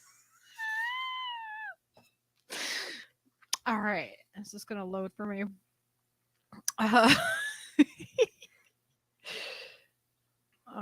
What are you doing? What are you doing, Daily Mail? Are you going to load? I don't know. I remember I used to have like a whole neighborhood of hair back there, but now it's all a lonely cul-de-sac. Okay, so here it is. So, Democrat launches Santos Act. What? What is a Santos Act? Oh yeah, after Santos that we just saw. Yeah, Democrat launches Santos Act, short for Stop Another Non-Truthful Office Seeker, to punish candidates for lying about background after George Santos faked working at Goldman Sachs, attending college, and family history. That's nice. Why did they do that for Joe back in the 80s or the 70s? Well, they made him drop out then, but now he was the favored guy. Like he was promised, I guess. Yeah. But can you imagine? Like, he so waited his turn. They're never we need term limits because nobody's ever going to get elected again, ever. Nope. Well, maybe it'll be the end of the government. Yeah, this could be good. No more elections. Congressman Richie Torres, a fellow New Yorker, introduced the Santos Act. The bill stands for Stop Another Non-Truthful Office Seeker. Torres wants candidates to disclose employment and education histories. Santos' background has been called into question over apparent falsehoods. Now, how much of a piece of garbage do you have to be for your colleague to fucking be like, yo, watch this fucking bill I fucking introduced? You're gonna love every fucking Democrat will shit their pants if this passes. Oh yeah. I know what's gonna happen is if this does pass, they're gonna have to vote on each one. Democrats will not be held to those standards. Republicans. It's going to depend on who's in charge. Absolutely. That's what it's going to depend on. Yeah. And it's going to be more division and more distraction. Mm-hmm. Because, I don't understand how, as a society, we teach our children to not lie, to not steal, to not cheat, right? Like, that is ingrained into you. But as soon as you become an adult, you better damn well be good at it. Yeah. And especially if you're going to go into politics, it's like a requirement. Yeah, so why don't we teach our if our goal is to not do that, then why are we teaching kids like one way? Why aren't we teaching them to lie better? If that's the goal, if that's what we're going to accept as adults. What do you think they're doing homeschooling? They're teaching them to lie better. If that's what we, if that's what the goal is as an adult, is to be able to lie better and to be able to go into, and get into a position of power because you lie the best. And you know who lies the best? Sociopaths. Yes. I think that's a prerequisite to be in politics. You have to be kind of sociopathic. Absolutely. At least borderline narcissistic to take yourself seriously enough to be the certain kind of pretentious you have to be in order to be. I am so important. I'm going to represent my entire state. I am very, very important. Everyone knows how important I am. In fact, that we had a contest. They all said I was important. So there you go. Yes, Steve, you're important. I can prove it. You are very important. People voted, okay? People voted and they said, they all agreed. Okay. Well, I think I was running against someone who's even worse garbage, but I'm still going to take it as a win. That's right. So they're gonna this is just another, it's the same thing. It's the same thing as always. It's a distraction. It's a way to divide the people. It's going to be like, oh, well, this person's lying about this, and this is going to make them like, it's like, have this test to see if they're telling the truth, but none of them are telling the truth. None of them are going to tell us the truth. And that's the thing. And that it's going to make it like, it's going to make people falsely believe that, oh no, because there's a bill, they passed that bill where they can't lie about their past. So of course, no, we're just going to take that as truth because, the liars told us it was true. Liars told us it was true. I like that. That's a lot of people don't know this, but each state has amendments as well. And I'm in Pennsylvania, and we have amendments that are geared towards fracking and pipelines. And we have the number 2 fracking and pipelines in the entire country. We are the number 2 state. So yeah, these things mean nothing. They are, just, patronizing, like, oh, people are going to stop lying. Yeah, but then, it'll be like that one person said to me, well, it's only till they get in office. Then when they get in office, that's a very different thing. He was running for office. So like once you're sworn in, you can lie all the fuck you want. It's when you're running a campaign, then you have to be truthful. Applejack said, Joy, I hope you know CPR because you just took my breath away.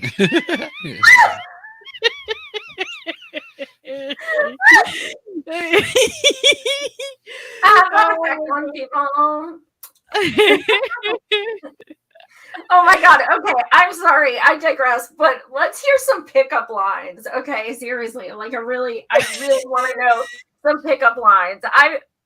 Okay. So this guy, sorry, but that was so cute. This guy the other day, I was walking by a pet store and he goes, I heard blue hair means you care. Is that right? I was like, I guess I've never heard it, but yes, I do care. And he's like, it's cute. And I was like, that's the weirdest fucking pickup line I've ever had.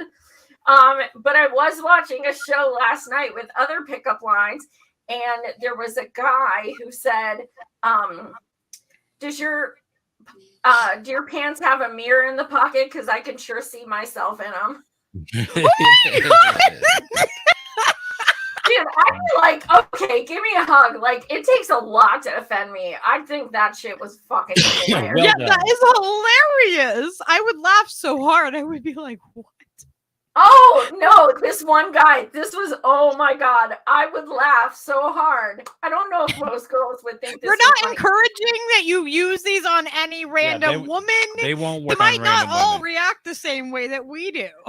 These are tested and proven only to work on a small percentage of free thinking women. So you can't just use it all willy-nilly. Yeah, don't take notes and say, oh, well, Lucky and Joy told me that this would work. We're not. Joy said, just dye my hair blue. It'll work. Blue hair means you care. Yeah, there was this one guy who goes, you took my breath away, and it's not just because of your fart. Nice.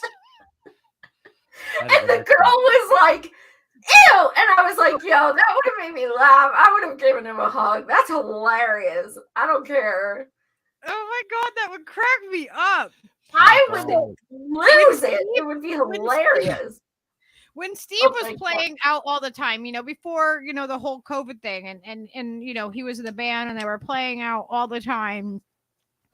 Like I would have guys come up, like, it would be like me and Leo in a bar and I'm like running around and like, trying to get people to dance and like, and people would like flirt with me all the time. And I would have no, like, I'm just like oblivious to it.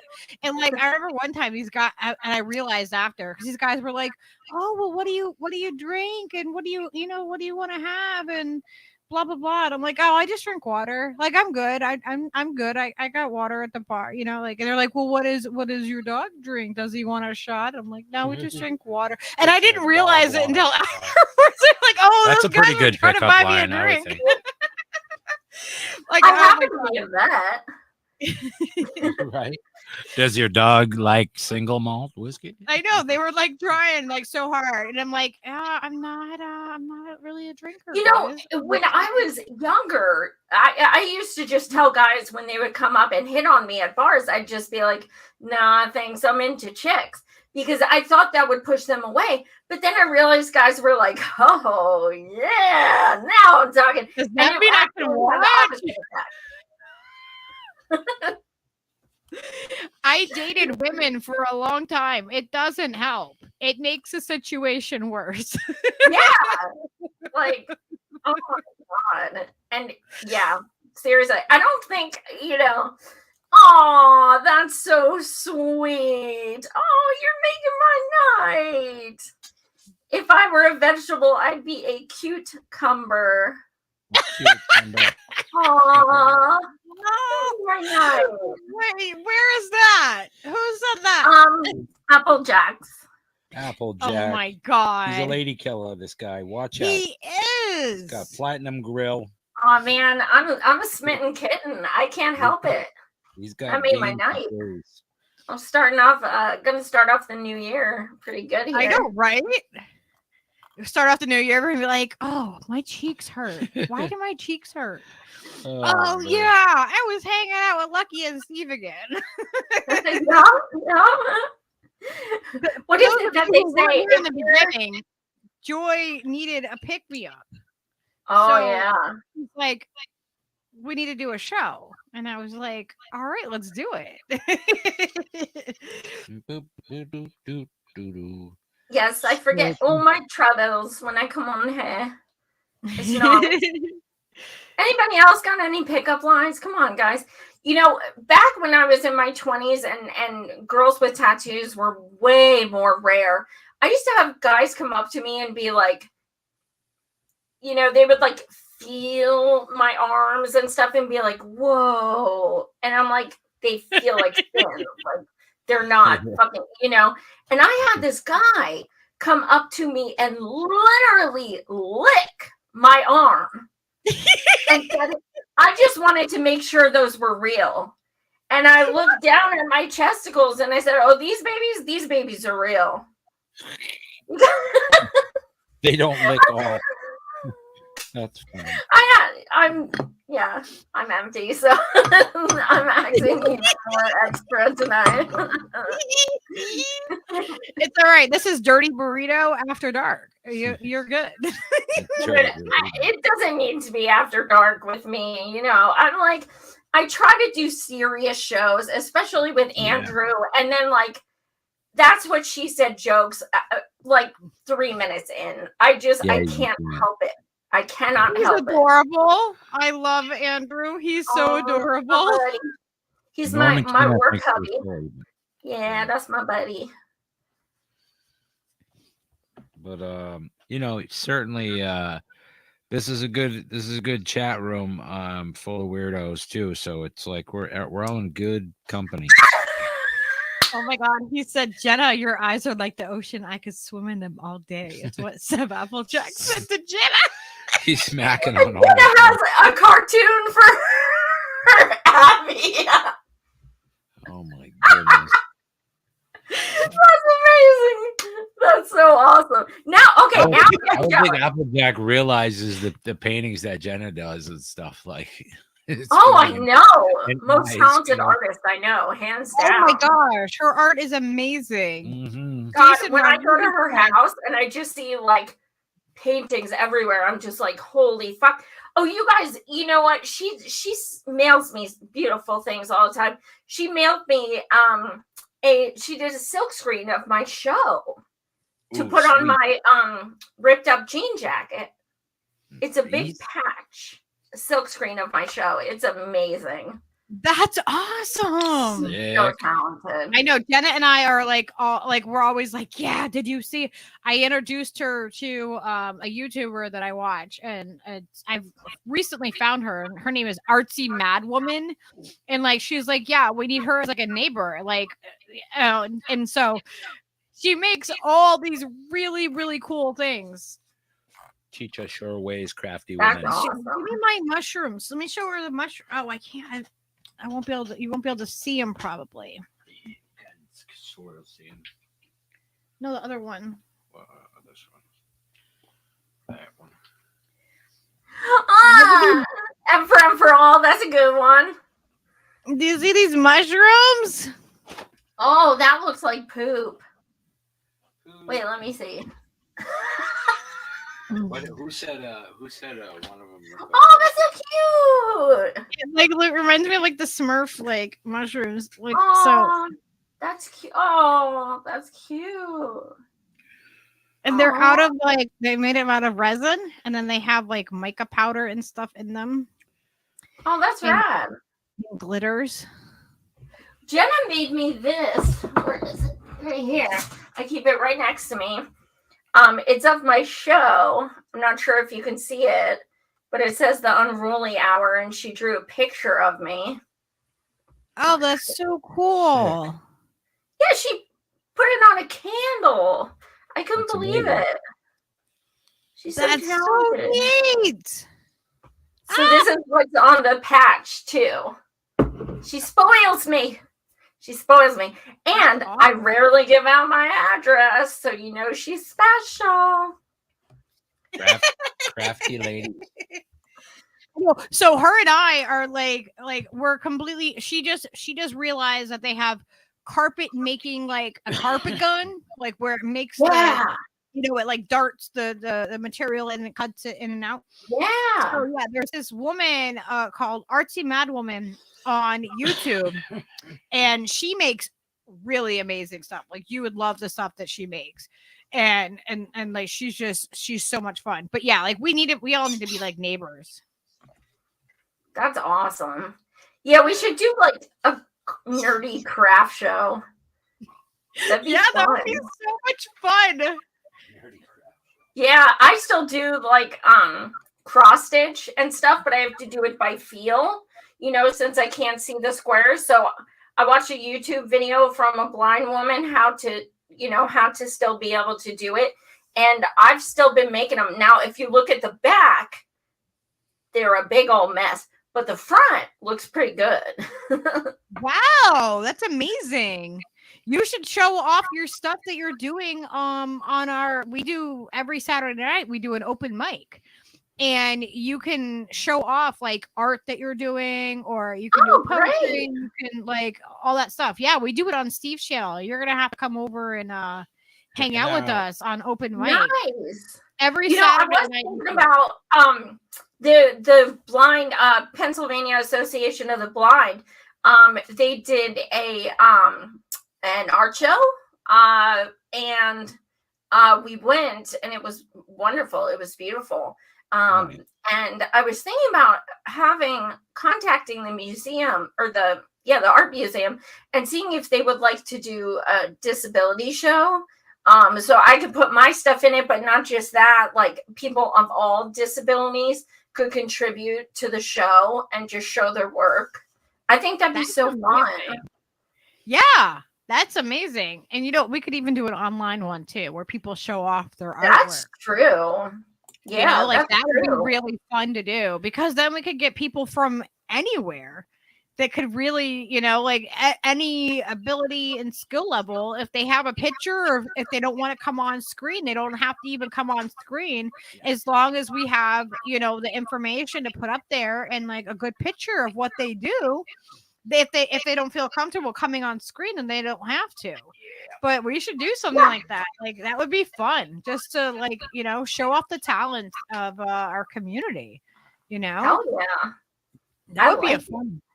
Let's do it. Let's do an art show. Let's do an online art show. And then if people have businesses, like if they actually, like sell their stuff, like if they make it and they have an Etsy shop or independent shop, then we can also be helping people see other people's work, Yeah, and you said something that nobody's ever said to me, and I never thought of it that way, that helping disabled people do what they love, that is a form of mutual aid.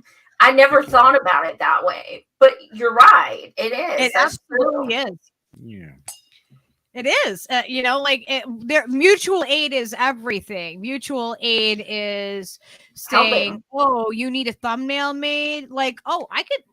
Oh, we're good with that. We like Steve does them. So like that's a mutual aid thing that we do. And it doesn't have to be just a financial thing. It can be a support thing. Like your mutual aid also is when you are listening to your friends that don't have." Don't have a therapist that they can go to, you're providing them with mutual aid that, it comes in every kind of, way that we can do it, teaching someone, to paint or, something that how to do. If you know how to do research really well and you're showing somebody and you're helping somebody with those talents, like it's all, it's however we can, that's us building our own systems too, and not having to use the existing systems that aren't working for us. Right. Absolutely. What's I think this it's really important. Applejack said, "Angela, do you happen to have a Band-Aid? Because I scraped my knees falling for you." Oh man. I mean, I love a fella who's cool with being on his knees. That's what's up. Well, fair point. Mastermind Power said, "If I invented the alphabet, I would have put you and I together." I heard that one, yeah. Oh my god. That I is love so you guys. cool. You're amazing. They're so sappy. I love it. I love it. I love how they're like kind of like, a little bit of like dad joke a little bit. It's kind Yeah, of I mean, like honestly, I don't think I've ever gotten offended by anyone saying I just laugh. Or I make out with them. It depends. Applejack said, "Joy, I was wondering if you can tell me. You're here. Who's running heaven?" You're here who what? Who's running heaven? I think you meant hell. Or purgatory. Okay, the fact that you know so many of these. I know. Are you searching them on the internet? Right. Do you have a book? What's that guy that has the hat and he's like his name is like X or something, and he's like the dating guru. I don't know his name. But that's like really who Applejacks is. He's like that dating guy who's you know what it is. You know what I bet it is. He's telling us these jokes because they haven't worked, and that way, he does see us, and he gives us good ones. We'll be like, oh yeah. He's means testing them. He's testing the waters on us. Like we're safe. It's like seriously when guys are like, I have a small wiener, it's like 2 inches, and it's like it's how you build it up. It's you gotta, you gotta like disappoint. It's all about perspective. It is. It really is. I'm not drinking on the air anymore. I'm not. Speaking of because I've had enough, but when I drink, I see what's happening. I'm not watching this back. I'm not. Mastermind Hour said, "How do you like your eggs? Scrambled or fertilized?" Yeah, that was Parenthood. Yes. Yes. Wait. Yeah, Parenthood. Oh gosh. Oh, Popeye. What's Popeye saying here? "Do you like my Mew car? It's a Fillmore." It's a what? It's a Fillmore. It's a Mew. I don't get it. A Mew car. Mew. I don't know. I don't get it. I don't get that one. Norman said you guys are too weird. Thank you. I agree with Norman for the most part. We are. But Norman, as he tells other people, he's never blocked me. Norman has the same name as one of the creepiest serial killers in history. But okay. Yeah. Oh my gosh, Norman Bates. That's right. Shout out Anthony Perkins. Rob Juno, I want to wish everyone a truly fine new year. All the love you can handle, freedom for Assange, and end to war. I have to lie down now, but I'm glad I was here to pick up the seminar. Oh, yeah, We we're love you, glad Rob. that you I were love able to it. join us. Rest well, buddy. Oh, So what- Mastermind said, I love that shirt. It would look great crumpled up on the bedroom floor. I said that about pants to a guy. I admit it. I Yeah, did say think that I've said about that. pants. I had a woman tell me that about my clothes before. I Yeah, might have said that before. About your what? about my clothes. I might Oh. have paraphrased that. Maybe not verbatim. I did. There was a guy with red plaid pants, and we were talking about music, and I said, "Those, I love your pants. They look even better on the floor next to my bed." Okay, but anyway, so let's.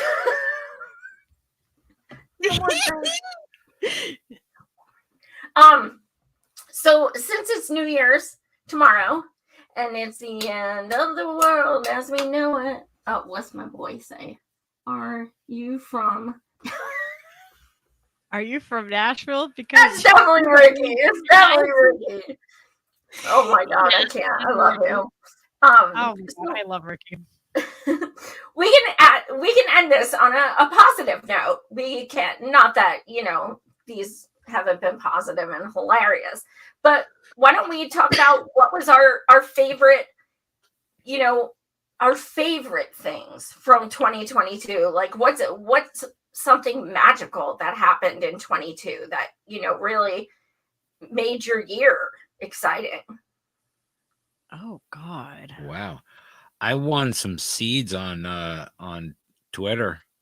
Like I thought I won like a little pack of fucking special, super heavy duty Oreo Ganja seeds. strain ganja seeds. And then when I went to the post office, there was like a whole bunch of fucking seeds.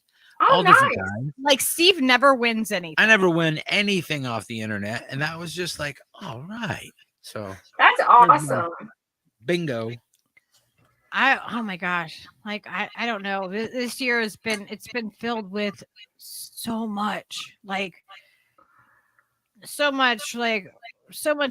many revelations, like just things, like things becoming clearer and falling into place, and then also things falling out of place that you don't realize at the time, that you're like, oh well, that sucks, but then you look back and you're like, oh okay, well that was supposed to happen.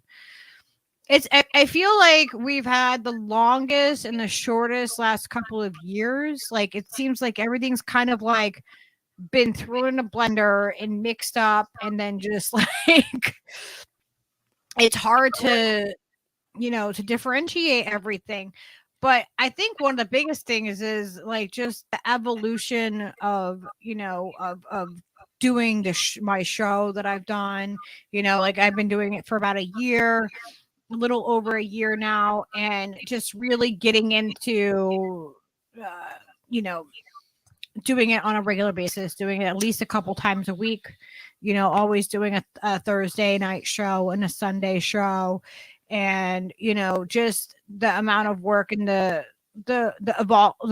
evolution of my own, like just doing the research and finding out the different ways that things have happened, and what works and what doesn't work. And it's been a lot. It is. Every day is a freaking learning experience.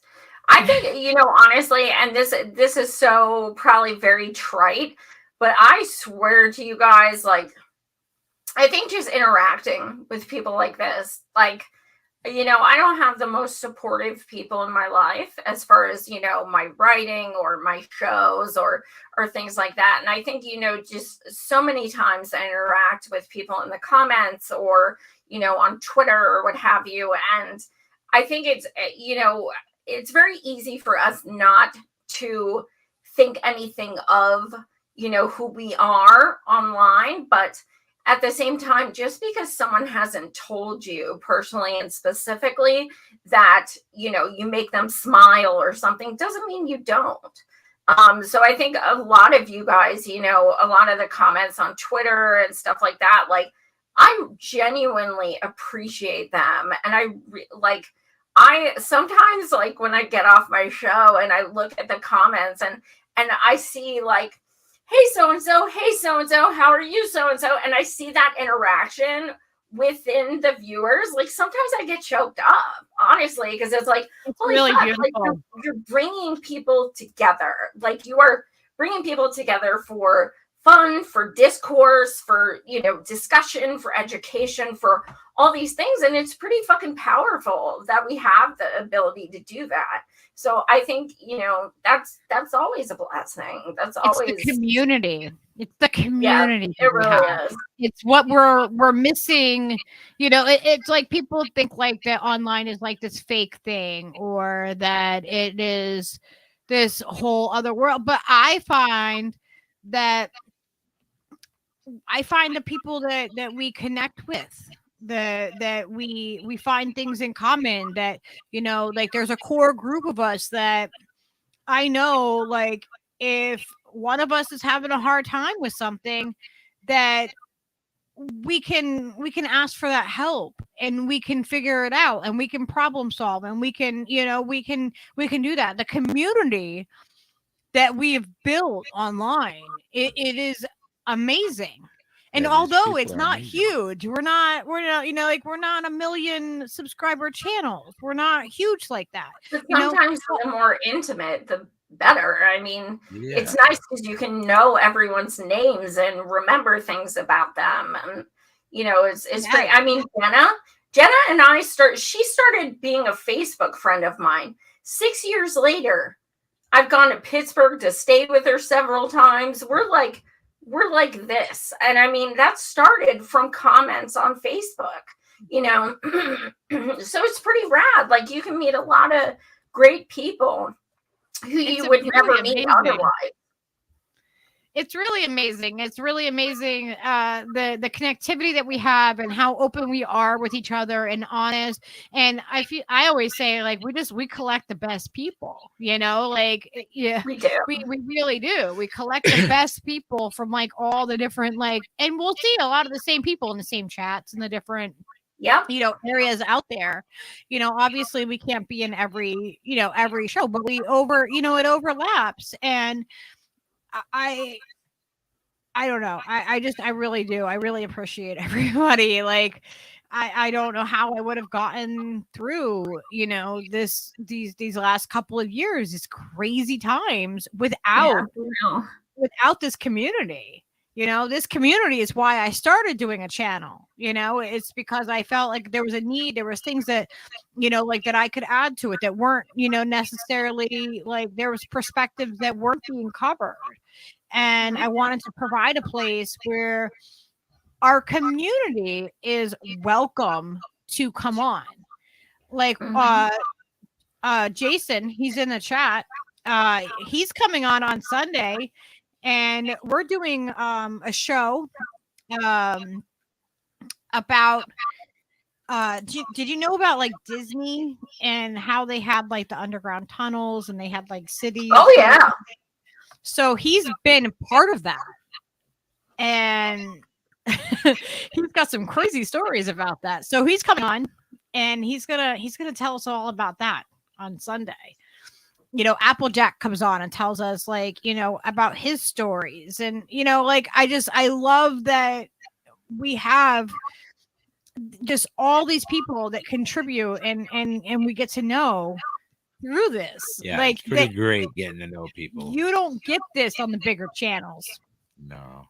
You know, like, See it. You're not gonna get that, you know, that intimacy and that bond that you know, on a bigger channel. It's not there. It becomes impossible, just like in real life, because once you have a certain number of people all vying for the same space to communicate, you know what I mean? Then you just get these, like, filtered thing where the chat goes by so fast you can't really keep up with it. And yeah, you're not really, it's not nuanced. Like, having a small chat room, you know, 20 people or something is, like, really it's cool. intimate. It's like hanging out with all your friends at home. Yeah. Yeah, I feel like I know every one of my viewers. Yes. I feel like I know them all. And it's funny because when I meet them, they're like, oh my God, you're so much sweeter than I thought you'd be. And I don't know how to take that. But people tell me that a lot. So I think a lot of people expect me to be a bitch. But the thing is, I'm only savage politically. Like, if you meet me in person, I am a hugger. I am nice, believe it or not. So yeah, I'm always excited to meet people in real life too. That's so fun. I think we lost Lucky. Yeah, she just got a phone call. She's coming back in a second. That was just my in real life neighbor, and I was like, "Wait, is everything okay?" That's Val. She's gonna come on and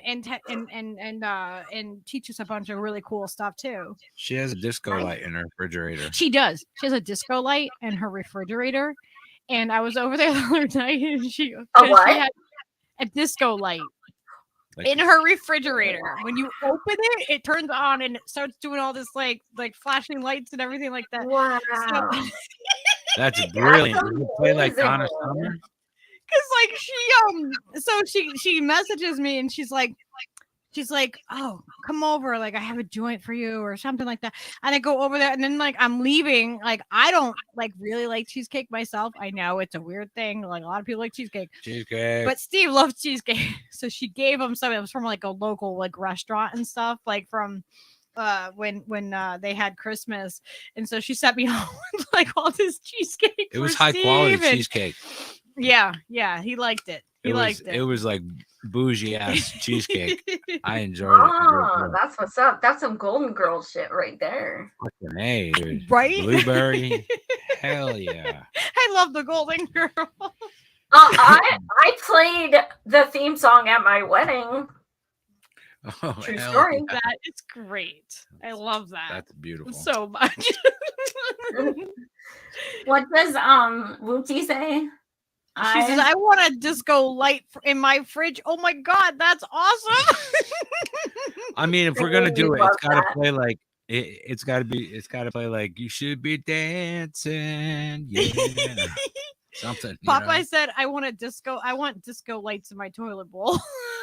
Oh, that'd be awesome. Don't get electrocuted though. It would have to be a certain kind.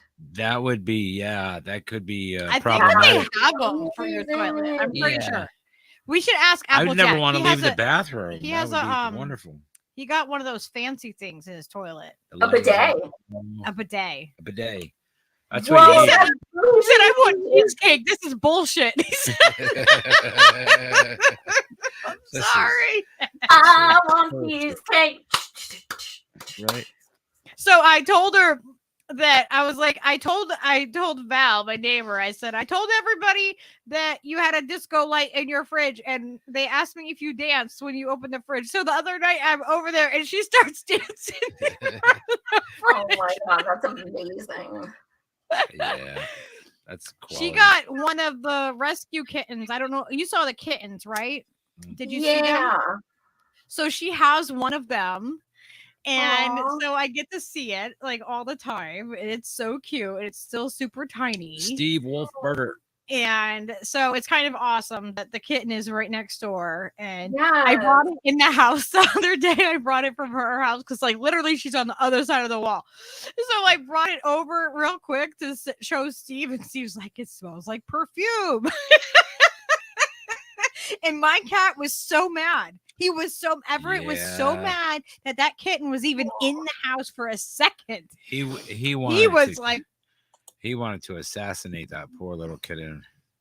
Yeah, and that kitten like wants to assassinate Leo. So it's really funny. We're like, no, I'm sorry, you're gonna be friends. You guys are just gonna be friends. No assassinations. Aww. It's cute. On my watch, mister. It's cute. It really is. So it's really this awesome. This has been fantastically fun. I know my cheeks hurt. I always have a blast with you guys. Thanks so much for having me on, and thank you all so much for watching. If you like my silliness and my profound intelligence, and my adorable wit, and all those things, you can subscribe to my YouTube and Rockfin, Savage Joy Marie Man. I have a Substack, The Blind Girl Chronicles. I have a Patreon that you can join for $3 a month. All that fun stuff. And yeah, the Twitter and such as well. But I want everyone to have a happy new year, and please let 2023 be better. But we're going to make it better. Even if it's not better, we got to do some fun shit, like regardless. Right. And we'll just. Yeah, I'm going to grab your link in case you guys aren't subscribed to Joy. And plus, you should be. She has blue hair, so you know she cares. Yes. So true. Thank you. That's what I'm saying. So I need to make a meme. I have blue hair because it means I care. Yep. Oh my gosh. Oh, look, there's Val. She's in the chat. Nice. What's that? Val's in the chat. My neighbor. We love your fridge. I know. Shout out to Belle's Fridge. Shout out to No, that could be, we could do a total, like a show. What's in Val's fridge? And just like have the disco light. And then we could make songs up. We could play disco songs, but make up words with food. Yeah. To go to those. Oh my gosh. We have to show you our commercial that we made. Oh my God. All because of Miguel.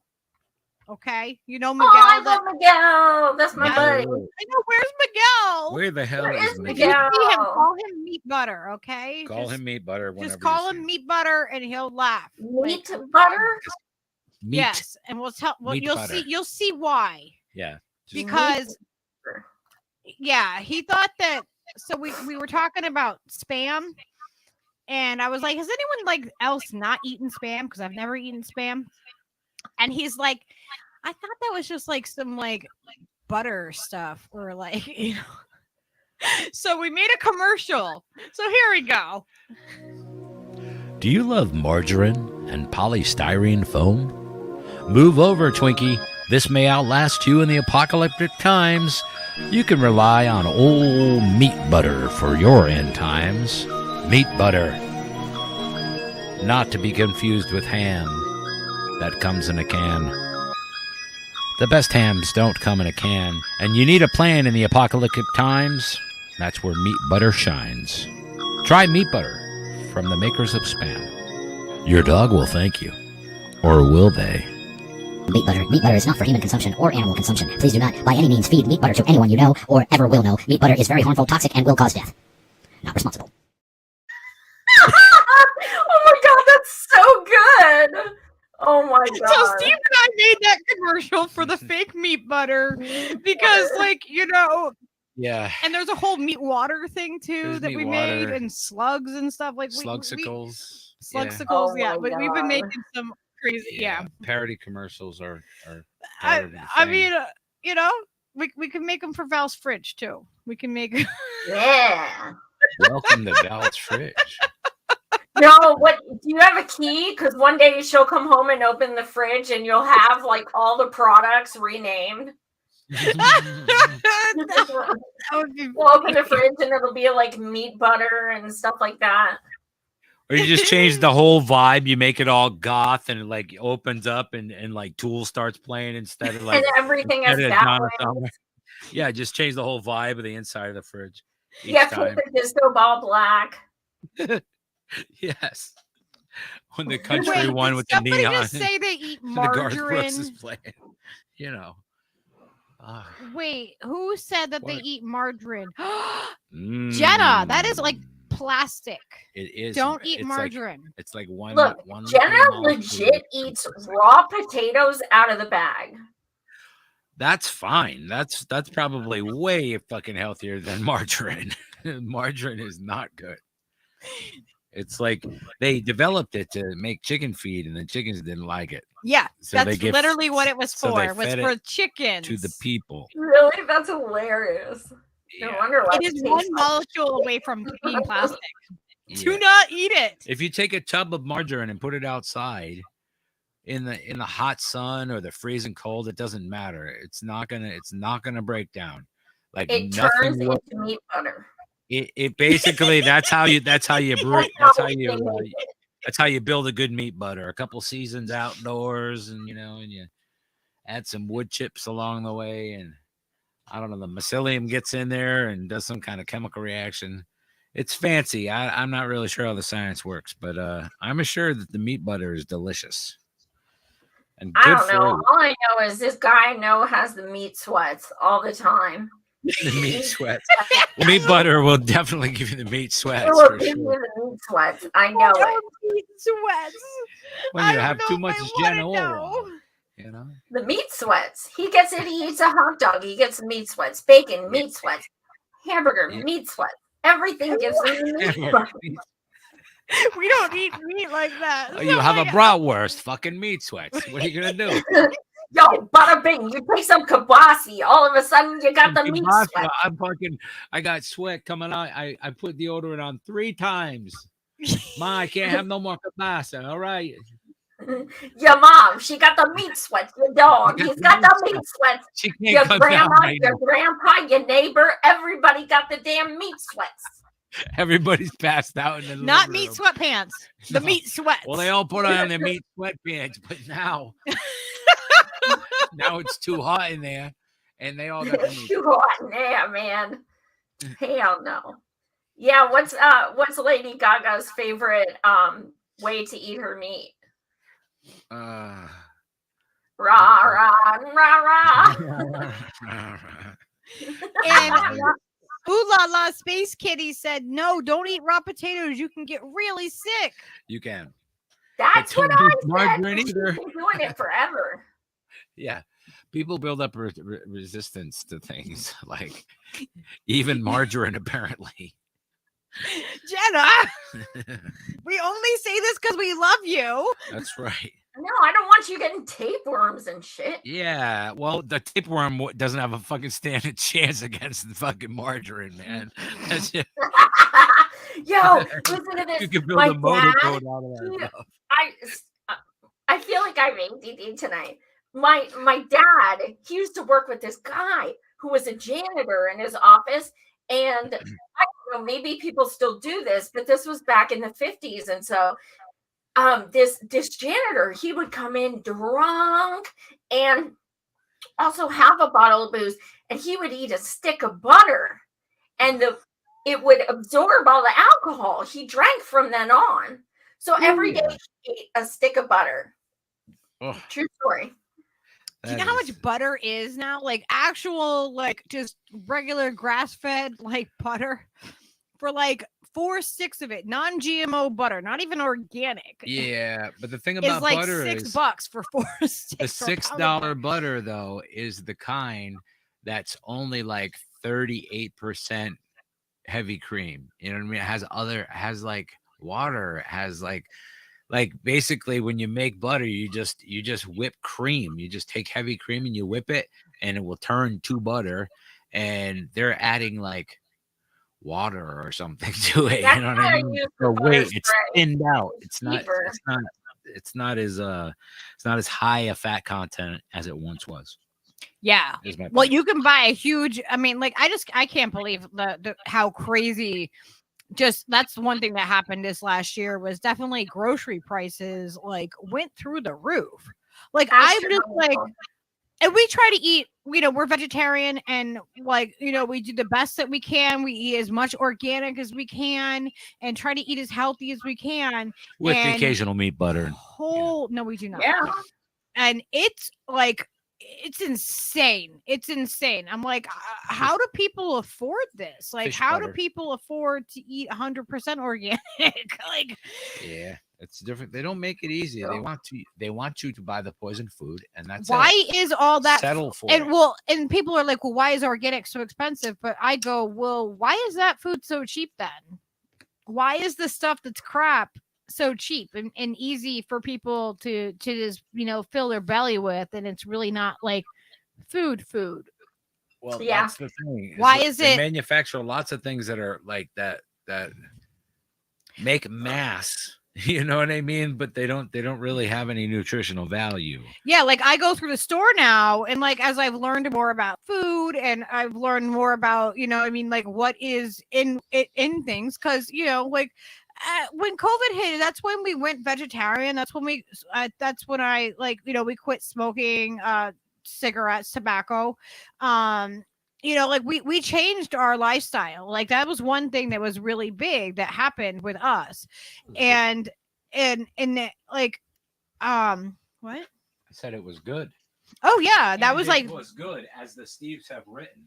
yeah, it was a good thing. It was really good for us, and it changes everything. But I'm like, then I go through the store and I'm like, oh, well, that's not food. I have to like look at it in that way and go, all right, well, that's not food anymore. That's not, you know what I mean? And you start looking at it that way, and you go through the store and you're like, 90% of what's in a grocery store isn't really food. Like Really viable. it's not, you know, it's not, you know, like when we still eat fish and stuff, and like when we eat a nice, like, you know, we don't get anything farm raised. We have to get wild caught, and you know, like we'll get like the frozen stuff, because obviously sometimes that's all you can get, and so we eat that, and our bodies, we can feel it. You feel energized when you eat certain foods. Like your body's like, yeah, you're giving me the oils that I need, the fats that I need. You're giving me what I need, and you can feel the difference. And if I eat some crap food, like every once in a while, I'll just be like, oh man, I'm just gonna, you know, I just want I can taste the food. I can taste like the crap in the food now. A burrito. It's ruined food for me. Like, it's ruined. It's really like hard to be that disciplined too, and only fucking. It's really hard to be that disciplined. Things that are good for you. Yeah. It really is. It really makes a difference when you do that, when you make that change. And it's like, at first we were just like, oh, this feels so overwhelming to change, you know, your whole diet and change everything that you thought was like, you know, like I thought Honey Nut Cheerios were like heart healthy, you know, because that's the propaganda I was told, right? They have 300 times the safe amount of Roundup in them. Yeah. Glyphosate. And that is what people are. Glyphosate. Glyphosate. I can never say it right. But that's what people are feeding their babies. Yeah. That's what kids are like. That's their first finger foods that they're eating. And if they're not eating organic, like, you know, the Honey Nut, whatever, Cheerio type thing, then they're getting huge amounts of toxins in their body. Absolutely. And like, I have a lot of guilt over like what we ate for years. Oh my god, yeah. I fed my kids terrible fucking shit. And I didn't know. Uneducated about it. Oblivious, man. Oblivious. Yeah, when you grow up poor, I mean, you eat like I ate. Look, we couldn't afford shit, so Exactly. I used to eat fucking Vienna sausage out of the can. That's disgusting. Yeah, That's dude, what I like had. that's exactly it though. You know, we gotta subsist on what we can eat when we can eat it. If you're fucking ass poor, you take what you fucking get. And what's you know, cheaper, a hamburger or a salad? A hamburger. It's well, like yeah, that. they by geared it design. that way. They want you to eat the poison. Absolutely. Because you know that's the system. Feed you fucking death, and then you'll get sick. By the time you put in a few years, and then you got to buy the drugs, and so the circle is complete. Yep. Absolutely. Yeah. So I mean, I think that's something that we can leave people with. Like, take note of what you're putting in your body, and remember that like that is your fuel. That you're feeding yourself, and it does matter. It does matter. And I think also just to the same degree as that is important. I understand when people are faced with the fucking choice You know what I mean? Try to choose as good as you can. And we're That's not all. saying it in a judgmental Yeah, way. and We're not don't saying take it everybody as- has to go be organic like as us and everybody has to, pretension. you know, but do the best that you can. It's not intended to be like a fucking bougie, fucking pretentious douchebag thing. It's just about people being aware of the common foods that people eat are full of fucking really bad chemicals that are shown to cause lots of fucking long-term illnesses and cancers in people. And it's no mistake that people are fucking, you know, getting cancer more and more and more and more and more because these things, you know, they're cyclical. You can only eat that stuff for so long before your fucking body is like, nope.